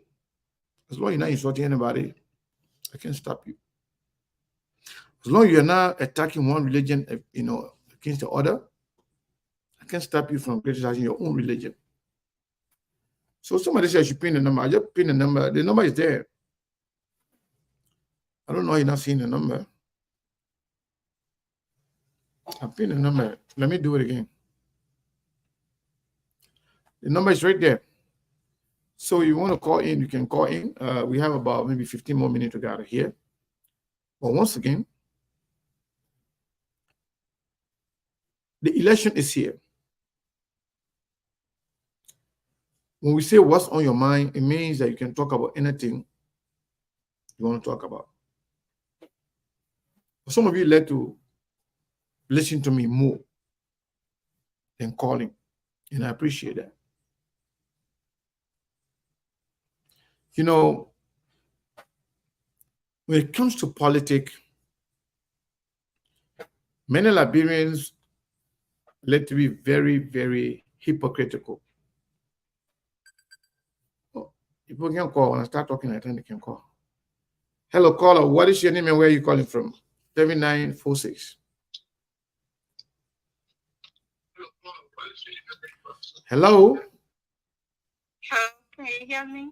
Yeah, but I was hearing the other stuff behind you too. Better now. Yeah, don't be listening to your stuff now. But go ahead. Okay. I can hear you. Can you hear me now? Yeah, you're alive.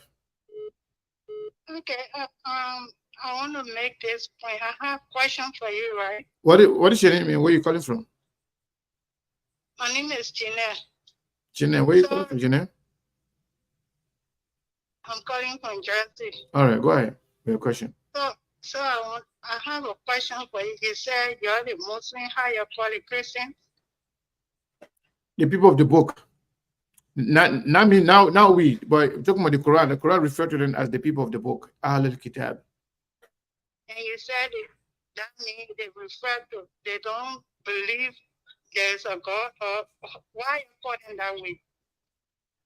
Because Islam believe all mankind, we are the same, that the people who we consider prophet of God, of Allah, include Jesus Christ, Moses, Jacob, Isaac, Muhammad, and the rest of it.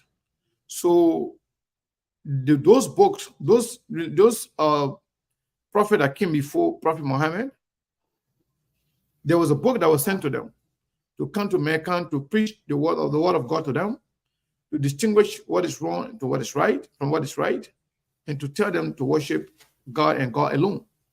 That is the belief. So, as Muslim, we recognize all the messengers of Allah, including Jesus Christ, Moses, Jacob, Isaac, and the rest of it. So, the book that came to them before the Quran, all those prophets came with different messages, but all the message was about worshiping God and God alone. But the book that came to Prophet Muhammad, that is one they call Quran. So Quran does not refer to people who follow those people, specifically Jews and Christians. Quran does not refer to them as kuffar, as non-believer. Quran refers to them as the people of the book. So that means they are not a true believer. Is that your belief? No, that's not what it says.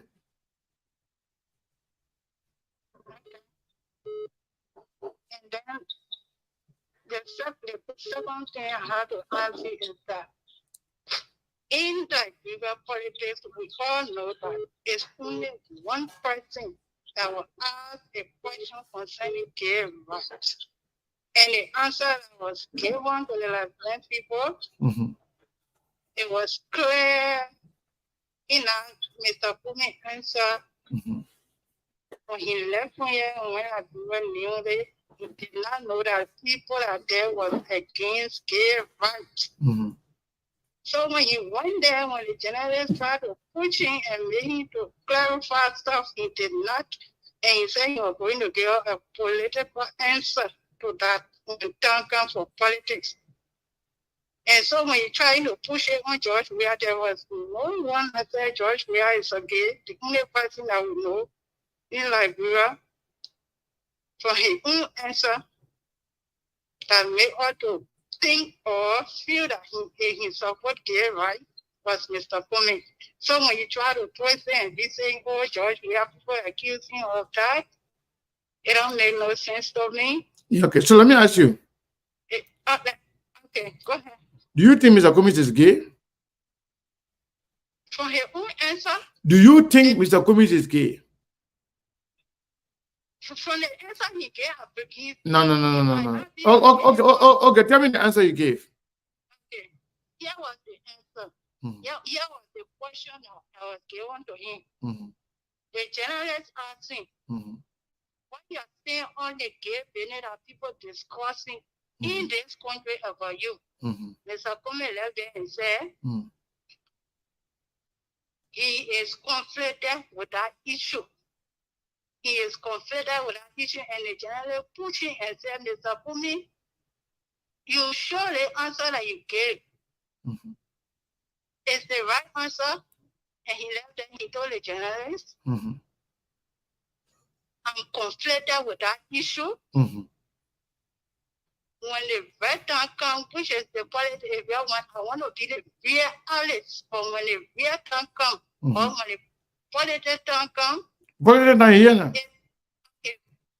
gave me all the political answer now because that's what he promised.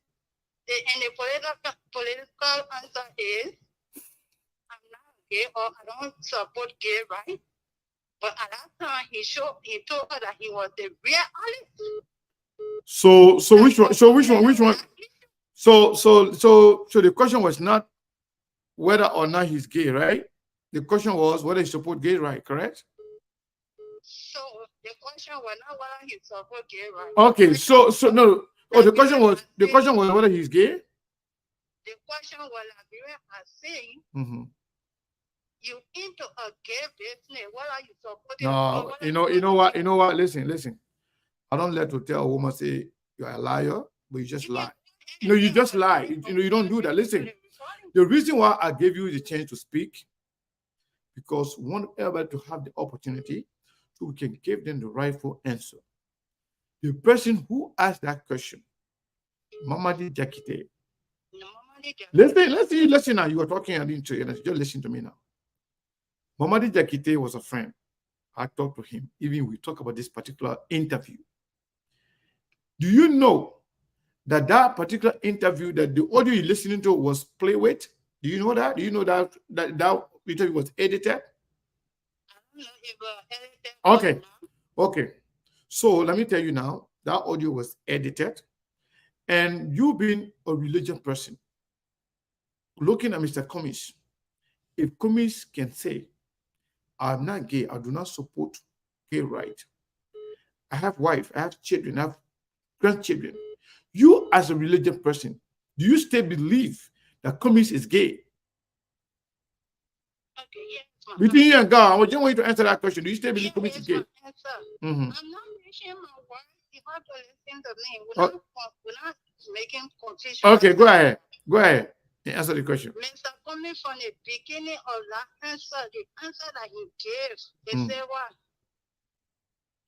what you say from the starting of the case is what they hold you back. Mr. Cummings said when you are going to give us a political answer. Okay. So the answer Thank you. He gave from the beginning. Thank you. Without issue. All right. That's the word. All right. Thank you so much. Let's take the caller here. Mr. Joseph Conto, go ahead. All of you guys were reluctant to call, but because the woman can't put fire in the hole now, everybody calling her. Mr. Joseph Conto, go ahead. My call. I'm at work, but I'm forced to call to respond to the woman that just called. First of all, she did not listen to the actual interview with the late Mamadi Jakite when Mr. Cummings had our interview in 2016. The question was asked to him as to what will he do? What does he think about gay rights or gay marriage in Liberia? Mr. Cummings started his answer by saying that is a lifestyle that I struggle with. He didn't say that is the lifestyle that I struggle with. A lifestyle, that mean a lifestyle does not have to be his lifestyle. A lifestyle, other people's lifestyle. That's when you say the lifestyle is different from a lifestyle. Yeah. Mm-hmm. Okay, so when he said that is a lifestyle that I struggle with, he's talking about somebody else. He's not talking about himself. Yeah, but Labrador people don't understand. Many people don't understand English, or they can choose not to understand English. He went on to say, if that is the law of the land, if it is the law of the land, you have no choice but to enforce. That's what he said. But they edited the video, they edited the audio. Mm-hmm. Right. Right. They didn't add the rest of it there. So these people who never listen to the actual interview, they come here, they follow the lies, they don't do research for themselves. I bet you the woman has spoke. She doesn't even know that the Georgia-led government has signed an agreement with the United States government and the word for gay marriage and gay right in Liberia. No. They said that's not true. I said that from the beginning of the show. They said that's not true. It is true. It was signed on March the 29th of 2023 in Lusaka, Zambia. Thank you. Lusaka, Zambia, on March 23rd, March 29th, 2023. Okay? Even the host nation during the summit of democracy, the whole nation rejected it. English rejected it, Ghana rejected it. But Liberia accepted it and Liberia signed it. It was signed by D. Maswes Kibia as Foreign Minister of the Republic of Liberia. So if they think we're lying, let them go and check, let them research it, check the United States State Department website. That information is there. Right now, I will speak. Thank you, sir. Thank you so much for taking my call, Brother Sekou. For sure. Let's go to the line here. The caller here, are you there?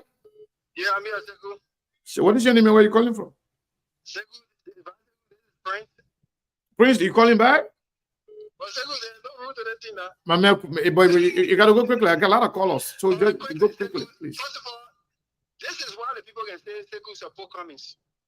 Because when you somebody who is honest and truthful, then the only thing they can measure you with somebody else who is honest and truthful. Yeah. The woman you call her is a hypocrite. Yeah. You see the question you asked her, she couldn't answer it. Mm-hmm. She couldn't answer it because she knows what she's talking, she knows she's lying, she knows she's pushing the lie. First of all, let's look at the timeline. The interview coming out. When did coming out that interview? That was way 2016. Okay. When was the election? 2017. Before that time, the interview, No. Until the Obi made a lie. The Obi invented a lie. The Obi who are come and confess and say, Allah, that lie is against a man. In order for him to support his lie, they went back and took that interview, they doctored the interview, they structured it in a way to support the lie. The liar who carried the lie came and confessed. But that lady said that's why I asked her as a religious person, because I want to make sure she's a true Christian. You know, but these people are so that's the thing I was talking about. Many Liberians are so hypocritical. They are so they are not they're so dishonest to the extent where they can do anything for politics. But I don't expect a woman, a female, to behave like this. To be honest with you, some guys, I know some guys when they smoke weed, they can talk all kind of nonsense.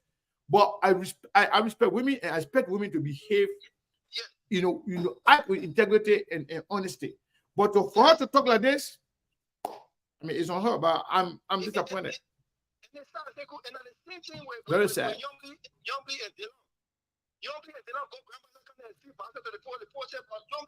Why you didn't take their position here to make with the pastor people to get voice? You don't be tell the person I got from Musa Benete or I got from Musa Benete. You don't be tell the person to come in a person left that why she didn't want to run along with him. Can you be that second?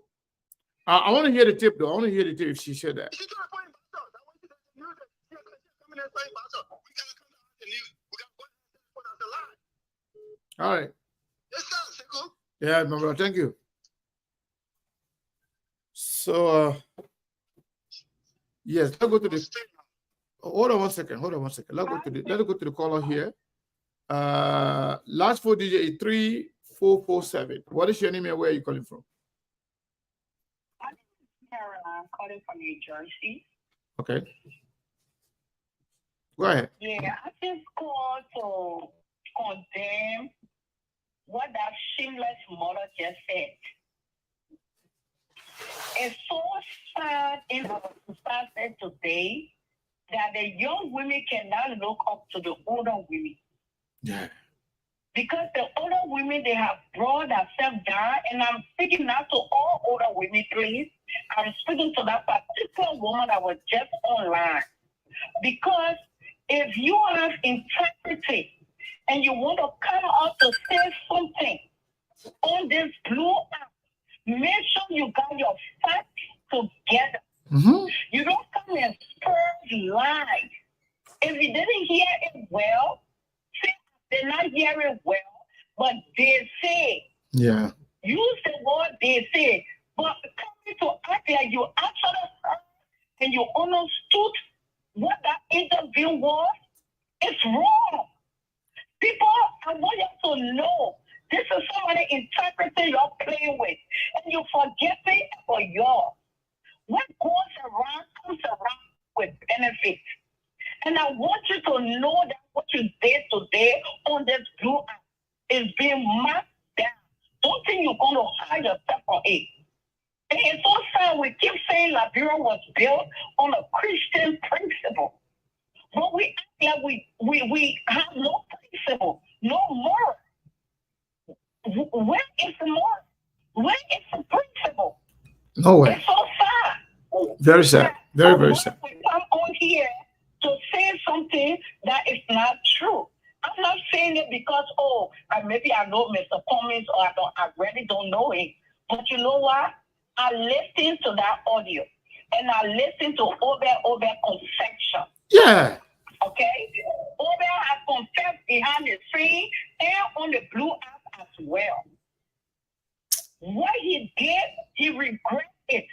But because the sake of politics, it continues to play on. And for people to sit there with that brain and decide that we follow a man who has confessed his lies and still repeat his lies, it's fine. It says a lot. It says about a lot about Labram, my dear. Thank you so much. Thank you. Thank you. You're welcome. Yeah. So let's go to the line here. Damn, the calls are coming, jamming up. 973 number, last 4 DJ 6494. Please let's talk under 1 minute, everybody, so other people can talk. Hello? Hello? I'm doing all right. Please. Yeah, T, go ahead quickly. Check with that interview. I don't know if you can find it to play it, but then again, the reason why I'm saying if you play it wouldn't make a difference because they don't comprehend. And the original interview, they edited it. So that's not it. So the one about the guy that the edited one. I think these people believe they say they love like love, but I don't think so. They prefer the concept to be the way it is and continue to go backwards. That's why education will never be a priority in Liberia. Okay, the managers were done on the phone. I remember that day when Joey had his son that agreement. But those people will go research to find about data. They run out of data. They don't even do research on nothing. They just go people think because if they knew what the own president signing on their behalf, they wouldn't be insulting other people who trying to make things for them. No. The whole thing about the politics, like what belongs to Joseph, what belongs to Joey. When you in America, Mr. Coming out, we gotta stop them and keep fighting it.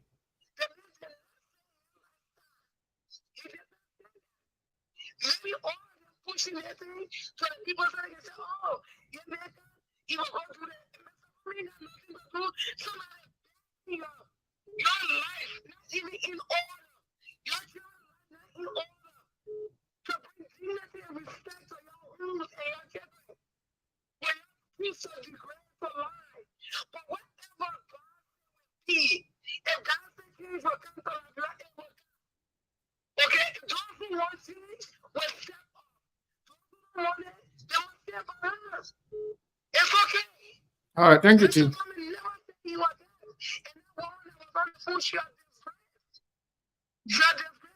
Thank you. Thank you. Thank you. Let's go to the line here. 47407 number. Last 4 digits 7175. What is your name and where are you calling from? My name is Yatan. I'm calling from Florida. How you doing? I'm good, thank you. Go ahead. I'm just calling concerning this whole gay issue. This gay issue is just a waste of time because the lack of knowledge causes a nation to perish. And it's surprising to me that people in America pushing their gay something. America supports gay rights. And there are people here who pushing their gay something like their children in schools and other things. Why didn't go to Liberia? Why are they still here? Some of them work in areas where their bosses are gay. They still go to work and earn their money. But yet they're pushing this nonsense with gay issue in Liberia because they know they can manipulate the people in Liberia to do the wrong things. Liberia has never hit rock bottom. But trust me, take it to the bank today.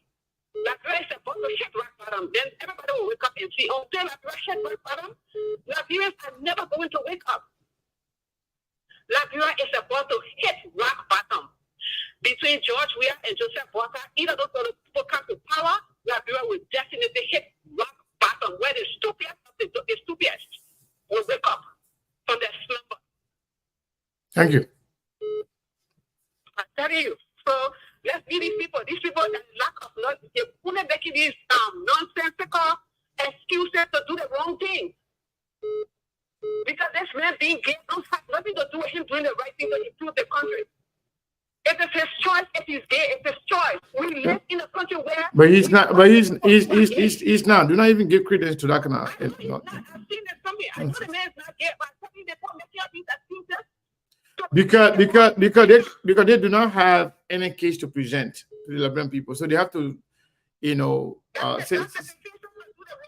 justify their nonsense to somebody. It's a justification to make the wrong decision. Yeah. And between we and Waka, Liberia will hit rock bottom.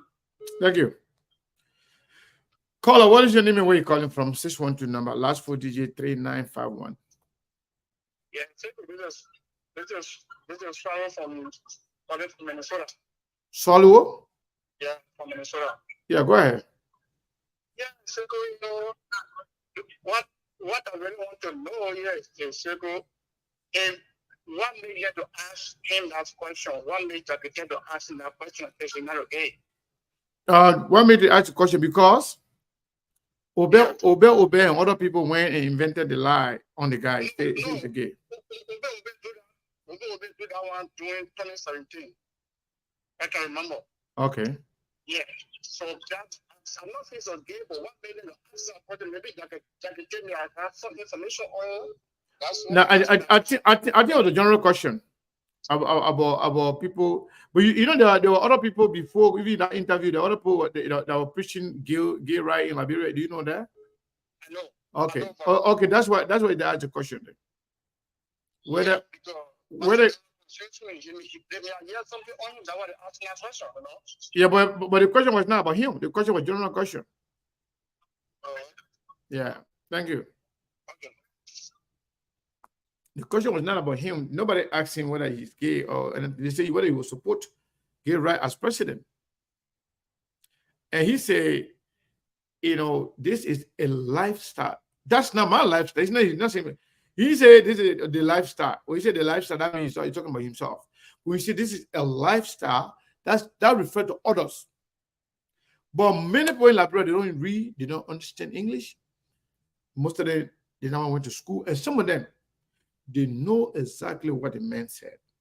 They know exactly the man is not gay. They know exactly what the man is. The man does not subscribe to the whole gay thing.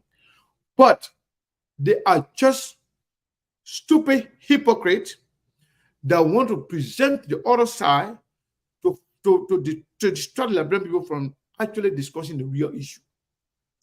Some of them are talking, they are doing something that way more than gazing.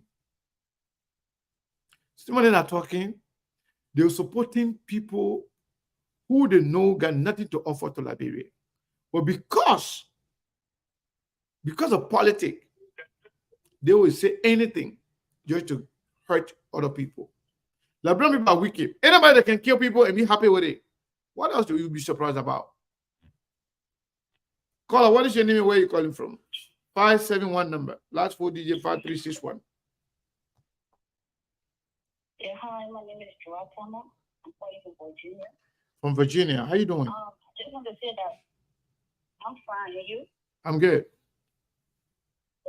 Yeah, I've been following your show, but I think everything that's called is trying to keep the conversation because by George, we have the government has found a case, right? So it's not only for me, it's not okay. So that's the government looking one at ourselves because George, we have government found a case, right? So the government just trying to change the whole conversation. That's all I see right now. Yeah, I think that was the reason. I think and they were successful in doing that. Yeah. So yeah, people need to be very smart. This George, we have government has found a case, right? He's a law, so they need to start talking about it. People are coming can need to start speaking about it. They need to start telling the people because some people don't know what people they don't know. So that's how I'm calling to say. Thank you for your contribution. I think we'll take the last caller and get out of here. Caller, what is your name and where are you calling from? Last 4 digits 0733. Yeah, so Georgia. How you doing? I was just about to say what I was going to say because you mentioned George. Yeah, so the yeah. So we can forget about George. If that's the case, if it's a case, then everyone we are dead. Yeah, because we can just make it if I want to, we can just make it if I want to. So that means we are dead. Let me see what you're calling mother. They know the man is not gay, but they was just something to get people angry. They know.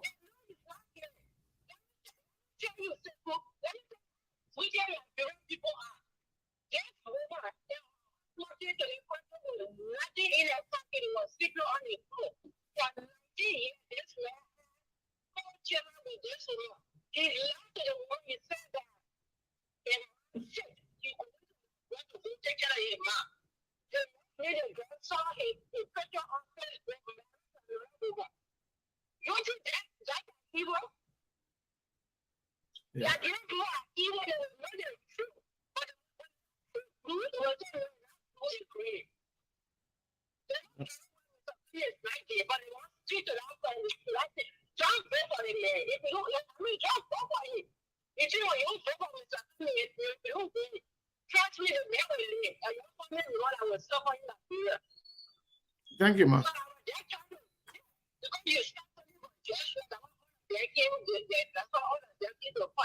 Yeah, that's why. That's why they're angry and they came to fight back. But that's okay. That's okay. Thank you so much. All right. So, folks, we are about to leave now, and I think about a few people. Somebody sent us $10. Somebody sent us $25, and then another person sent us $25. Thank you so much, those of you who all those came through Cash App. $10, $25, and $20. So yes, thank you so much. We appreciate your time. We appreciate your support. But before I go, to Jowia people who are angry because of Jowia sounding the gay right, and for also Waka having some people then who are accused of being gay. If you're angry about that, you're going to stop the gay conversation. Other than that, in the coming days, the document that they signed in Lusaka, Zambia on March 29, we're not only talk about it, but we placard it everywhere that George Weah is actually the real gay man who ordered his government to sign gay rights for Liberia. So Liberia people, if they vote for George Weah, that means they are voting to institute a gay right in Liberia. And Bwaka supported them. Many of the ones that were accused of being gay too, we will publish those information. The newspaper then that came out those days. And we'll publish everything. Say you want me talking about gay thing, then let Liberia people know who are really supporting the gay right and who are the real gay. We should do that. We should do that. Because if Liberians don't care about who's going to change your life, who's going to change the economy of our country, who's going to encourage investors to come in the country, who's going to make sure that our security is guaranteed. If you don't care about that, you wouldn't care about lies that were created by other people. Then the people who are actually doing the work, who are actually involved in the gating themselves. Do you know somebody called me and confided in me about one of the senators that is considered as a pedophile, that this senator here abused many children? The person called names. That this senator is gay. This senator can go both way, men and women. That this person abused a lot of children, including the person himself that called me. Since they want to talk about the gay thing, we'll talk about them in the coming days. And we will post the pictures. We will post the document so that way we can square the thing off and get over with it. So nobody will be talking about gay business anymore. Let it real gay then come out. The people who are signing the gay right, the people who also into medicine business, that they're sleeping with people's children and turning themselves into moose, into PBT that we do. Those that are going to Mali to go sacrifice people's children for power, will expose all of them. Since it's going to be about this kind of politics now, they will go for it. We're not running for anything. Caller, we're about to leave now. What is your name and where are you calling from? Thank you. I'm sorry for calling late, Sekou. This is my second time calling. And I just want to, make a little comment about this gay issue, right? Yeah. In your last statement, I 100% agree with you. They are causing distraction, right? They don't want to face the issue. Yeah. They can't go into a debate with comments about the pressing issues facing Liberia and winning in a debate. So they're creating distraction, and it is disheartening that religious people live in lies. I spoke to a personal friend of mine who is a pastor over a big church in Monrovia, and we're talking, and texting each other. And he was asking me about the same gay thing. And I tried to clarify it. But like you said, most Liberians, the ordinary people don't read, even the ones that read, they are the ones who are propagating this whole lies just to cause distraction. Yeah. To keep Liberia the way it is, so that they can keep on exploiting the country, getting rich, and all of that. Right? Today, I watched George Weah telling the people, you go for a Karen's grade, just go for that person. So I said, all these guys are millionaires now. Yeah. And the people who the police people, they stay down there 6 years ago, they haven't even had a job to go to. They're hungry, right? And these are the same people who they used to be talking about this money. They got no work. 6 years they have no work. They got no job, right? Yeah, I say, my brother, let me tell you something, man. Moving forward, I don't want to see any CPP person telling me, say, no, forget about it, let's talk about the issue. We will talk about the gating. All the people that are trying to get right, we will talk about them. All the people that are involved in gazing, that are accused of being gay, that have abused and destroyed people, young boys in Liberia, we will expose them. Me. We'll talk about it for 1 week. Let's just give 1 week. Let everybody know the real gay in Liberia. You know, when you say before you go, I was telling somebody, I said, Cummings is not a gay. No, he's not. You asked a lady, she couldn't answer it. I myself, I have a conflicting idea about the whole gay thing. So it's not saying, about the country, it doesn't mean because it is. But they don't want to, listen to truth. They want to listen to the lie, they enjoy lies, and they're able to fool people, based on that lie. Giving has been like long before Cummings were even born. Yeah. Long before you must have even born. Even right now, right back into America, by new people who were into this thing, all over Liberia, but they want to use it like to say, it's something new, it's not in the country, that is not going to put it on the plane and carry it to Liberia, and all kind of nonsense. Complete nonsense. So, we can't get tired trying to make them to understand that if you say you are a Christian or you're a Muslim or wherever you are, and somebody tells you, look, I am not. I have my wife, I have my children, I have everything, I've never been part of it. Then you still immediately.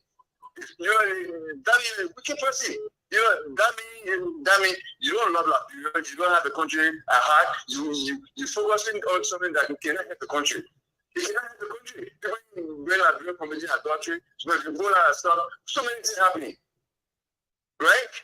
All right, thank you. You want to take one situation that the person is not, and you want to make it like you're saying, let's leave it there, my brother. Let's leave it there. Thank you so much. Have a blessed day. You too. So I know people stay calling. I wanted to leave now, but few people stay calling. But when you're calling the same number that I was on, let me take this call right here. Caller, what is your name and where are you calling from? 424, last 4 DJ 8821. Thank you so much for taking my call. For sure. I don't even want to go with the gating or what these people talking about. But anyway, I like that you're going to bring it up. But what I wanted to say that was really interesting yesterday, I was listening to Benjamin Jonah. He had his podcast, the pressure show.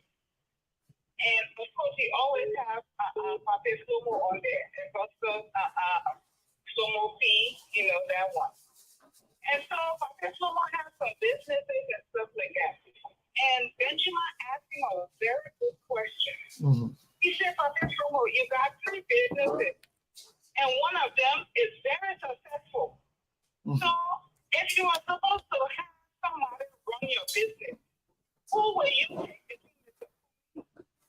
to run your business? He said, of course, Mr. Cummings will run my business. Wow. So, Mr. Cummings has business money. He knows how to make money. That's what I'm talking about. That's why I was teaching. I won't teach you. But the whole idea is, if Mr. Cummings know how to make money, right now, Liberia needs the money. The people not getting paid. If Mr. Cummings era, why are you not supporting him? So elect him when you know when it comes to your family business that Mr. Cummings you're going to put in charge. This is what I want to leave in the Liberian people right now on your show, because we have a lot of people listening. Mm-hmm. These people that do not understand. I'm looking at the brand. But I want to tell them, you have your family, you have $10 because we go on wages. You're working for a company, and the company paying you $10 an hour. They ain't gonna be paying you $10 an hour. 10 times 40 is what, 400, right? Mhm. Since I don't know math, I just go with the easy one. Yeah. 10 times 40 is 400.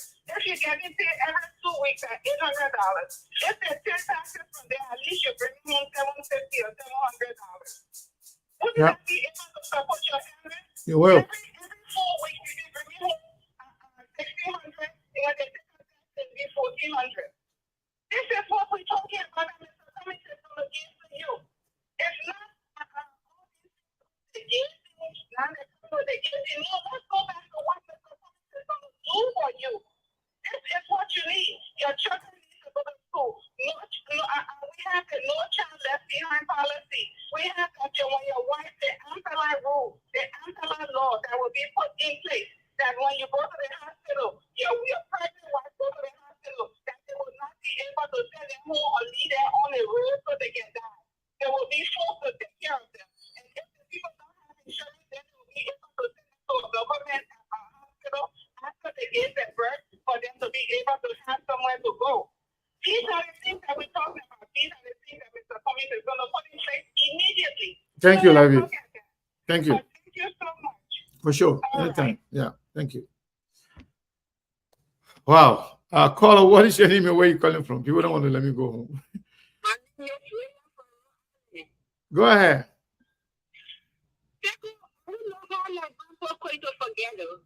Okay.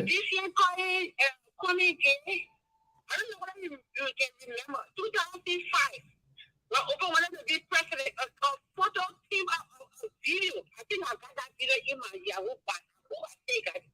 He was wandering butt naked on the stage in a gay club. Did I forget? So they called homies gay. That picture, going all over. That's on the influence. He did that. He went there. You see him modeling on the stage, butt naked, in a gay club. So what do you want to laugh for? They better go check their good. Thank you. Thank you so much. So, folks, I want to say thank you to all of you that call. Please do not call anymore. Let's let that be the last calls. You know, we are leaving now. We'll be here tomorrow. We are also making arrangement with Fisher 2. Councilor Charlie Bronskin will be our guest next week. When the day is decided, we will post it. But let me say this to all of you. The election campaign just getting started. It will be ugly. It will be nasty. But people of reasoning, people with their senses, I said we're not going to take any more call. People should stop calling me. People that can reason out. People who really care about Liberia. They have already made up their mind. They have decided. People who are creating lies and fake story. If you want to win the election, you must confront them. If they attack you, you should attack them. If they insult you, discuss the issue. But if they fabricate lie, you should confront them and tell the truth.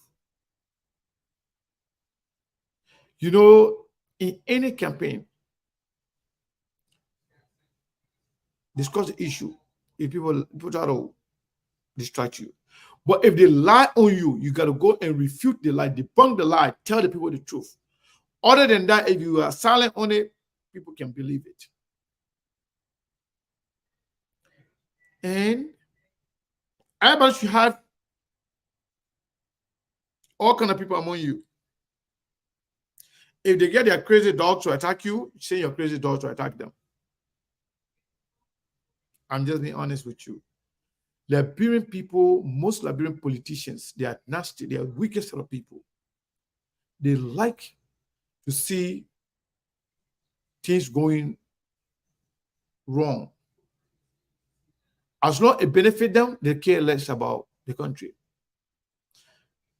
They care less about nothing else. That's why, I don't know if you have observed this, I challenge anybody.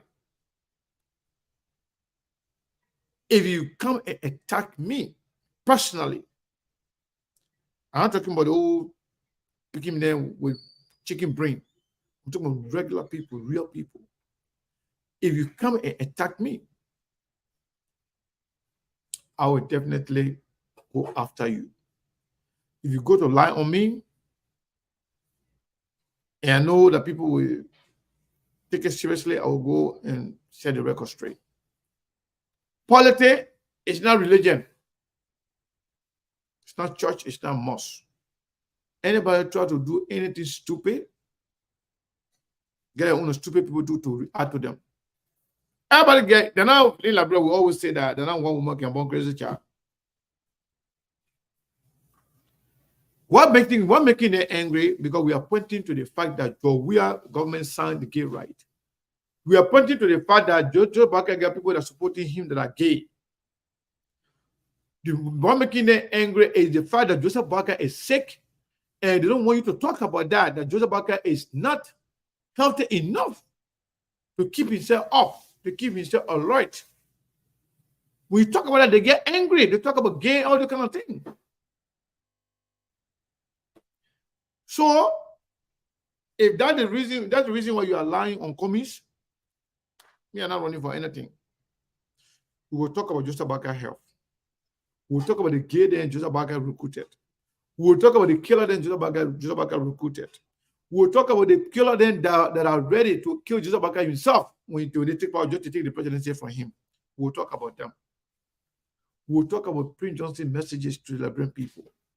We will talk about Jowia stealing. We will talk about Jowia corrupting the country. We will talk about Jowia then killing people mysteriously. We will talk about everything that they are doing. You get angry, you bust your head. Yo, the politics. You get angry, you go, you kill yourself if you want to.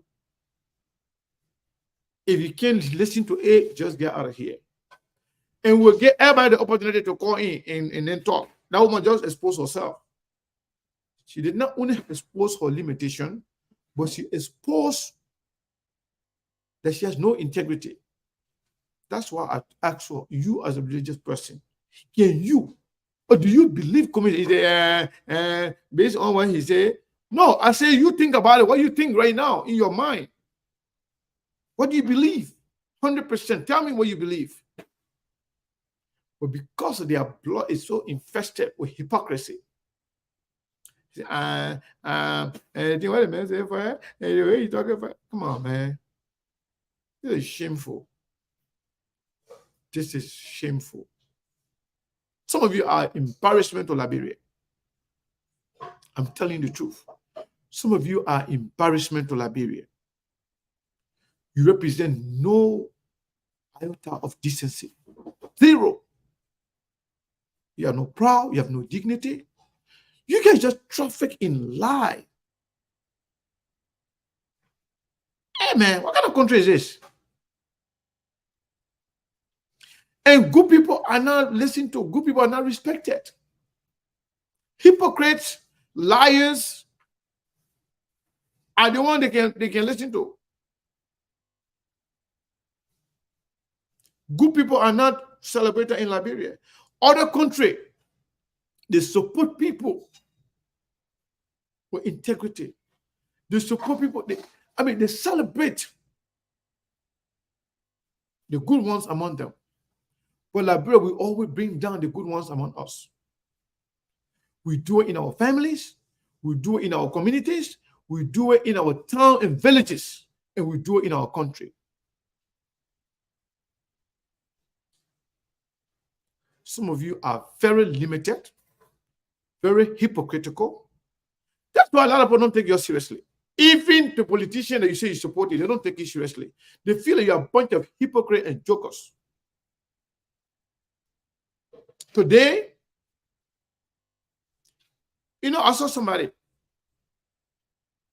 on this platform today. This person used to talk to me.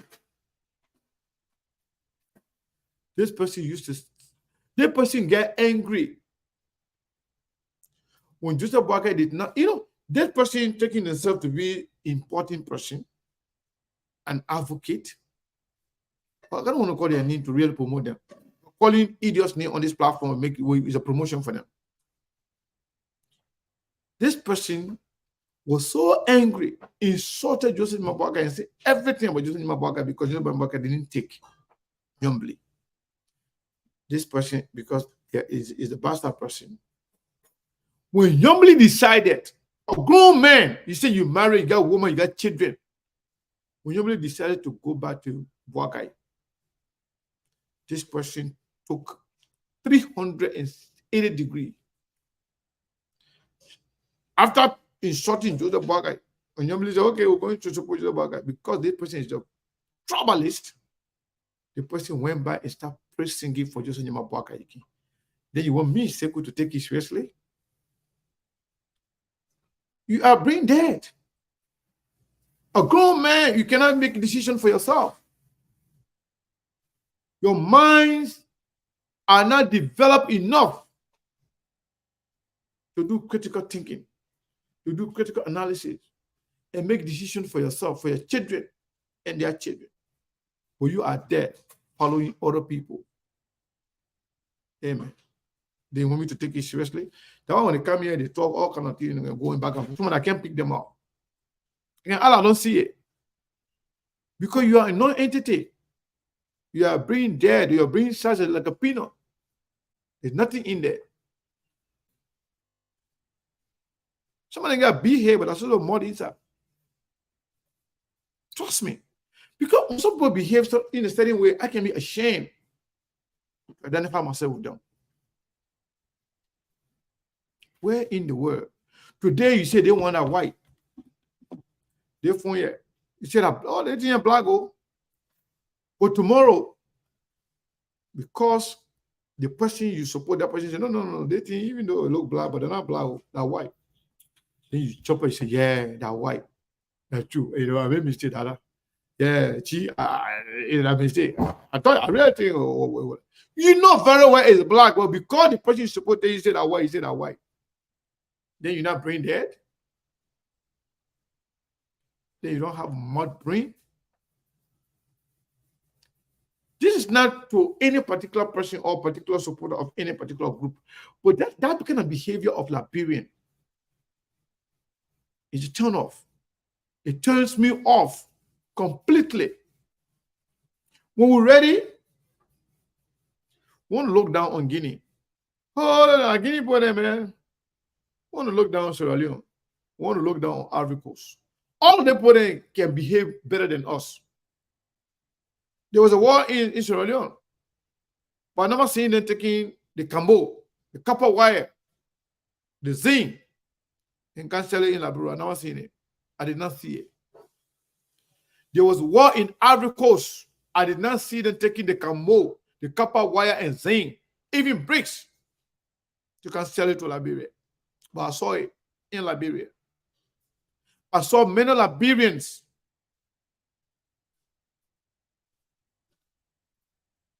taking everything from Liberia to go sell it. Not only killing each other, but taking everything from Liberia to go sell it.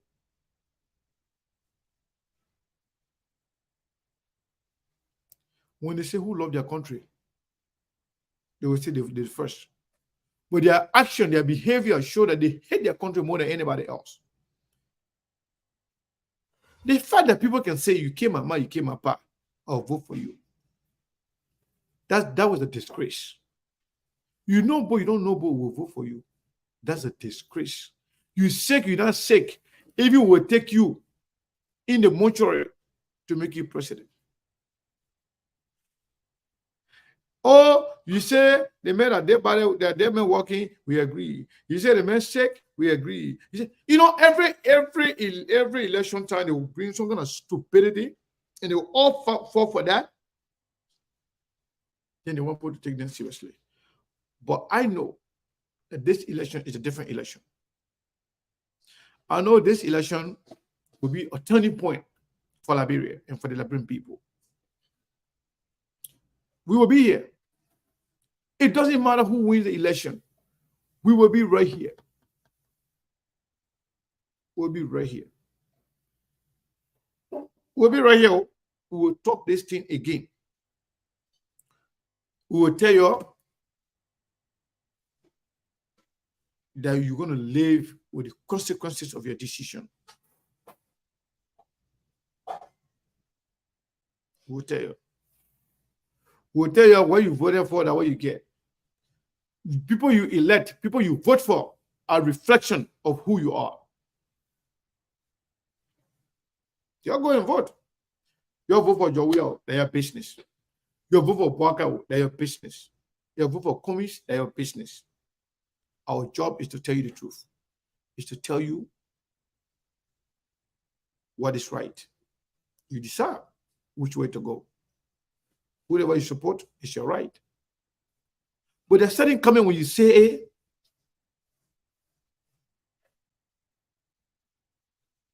It says a lot about you, about your mindset, about your five senses, whether you actually a human being. Because the things that distinguish we from other animals, things then our ability to distinguish the wrong from the right, to know what is bad and what is good, to read between the lines, to see something for what they are and accept them.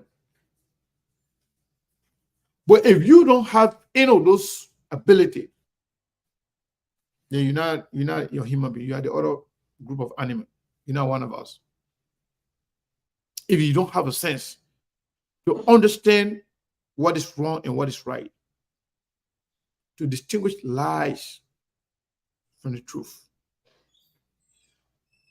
to know what is good for you and what is bad for you, then you're not a human being. This is just a fact. I'll see you tomorrow. Liberia, we're not going to get tired. We will not get frustrated.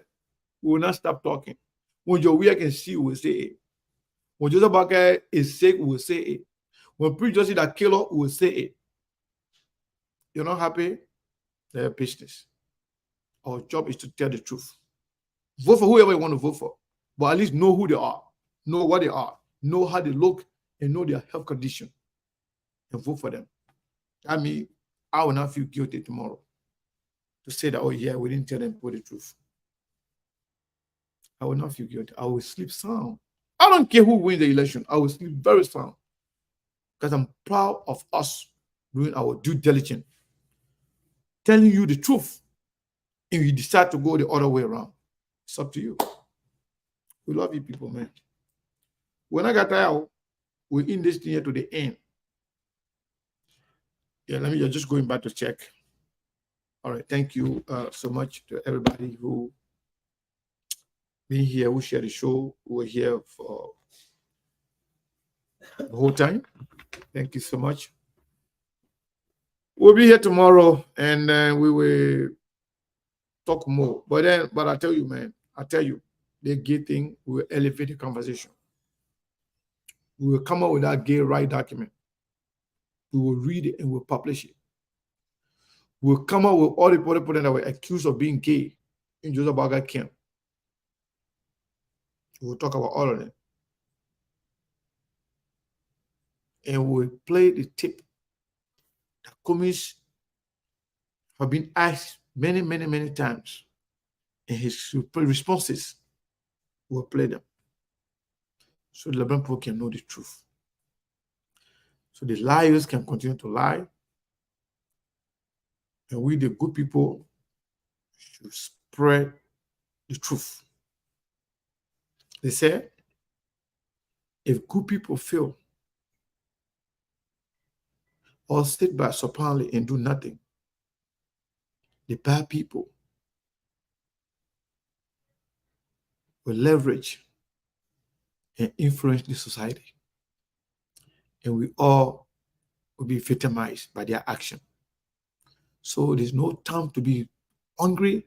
There's no time to be, to be, discouraged. This is the right time to be energized. Because if we don't do it this time, we'll all regret later. Abroad deserve better. These ignorant people, crazy and stupid people, they want to distract you, they want to discourage you.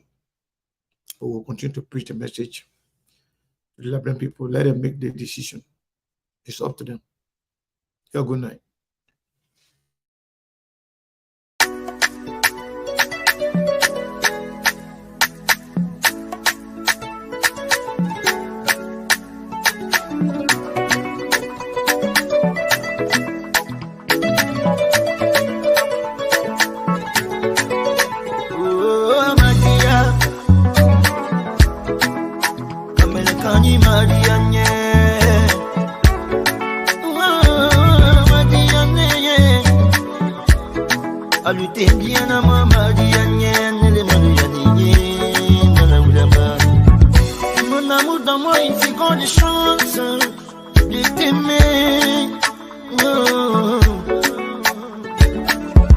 Je t'en prie, laisse-moi me rattraper des erreurs que j'ai commises.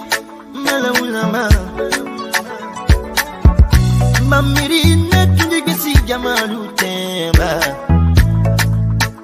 qui m'a le du yana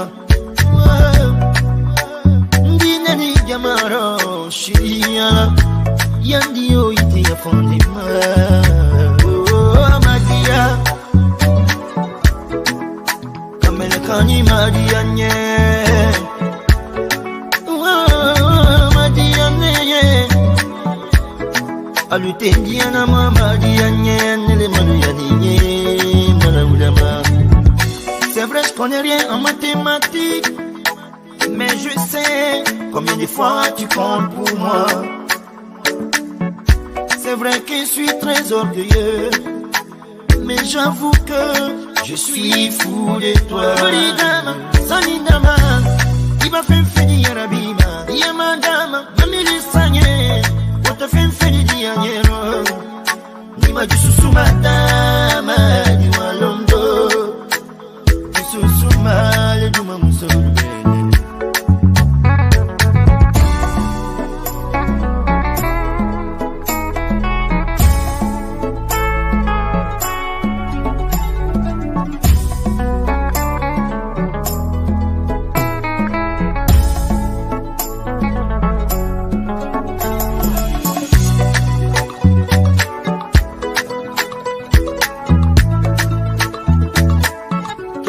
ma yedi anye duma kuyalale lombe kumale dianyo fila fara awakele ya kuyugule ni shidi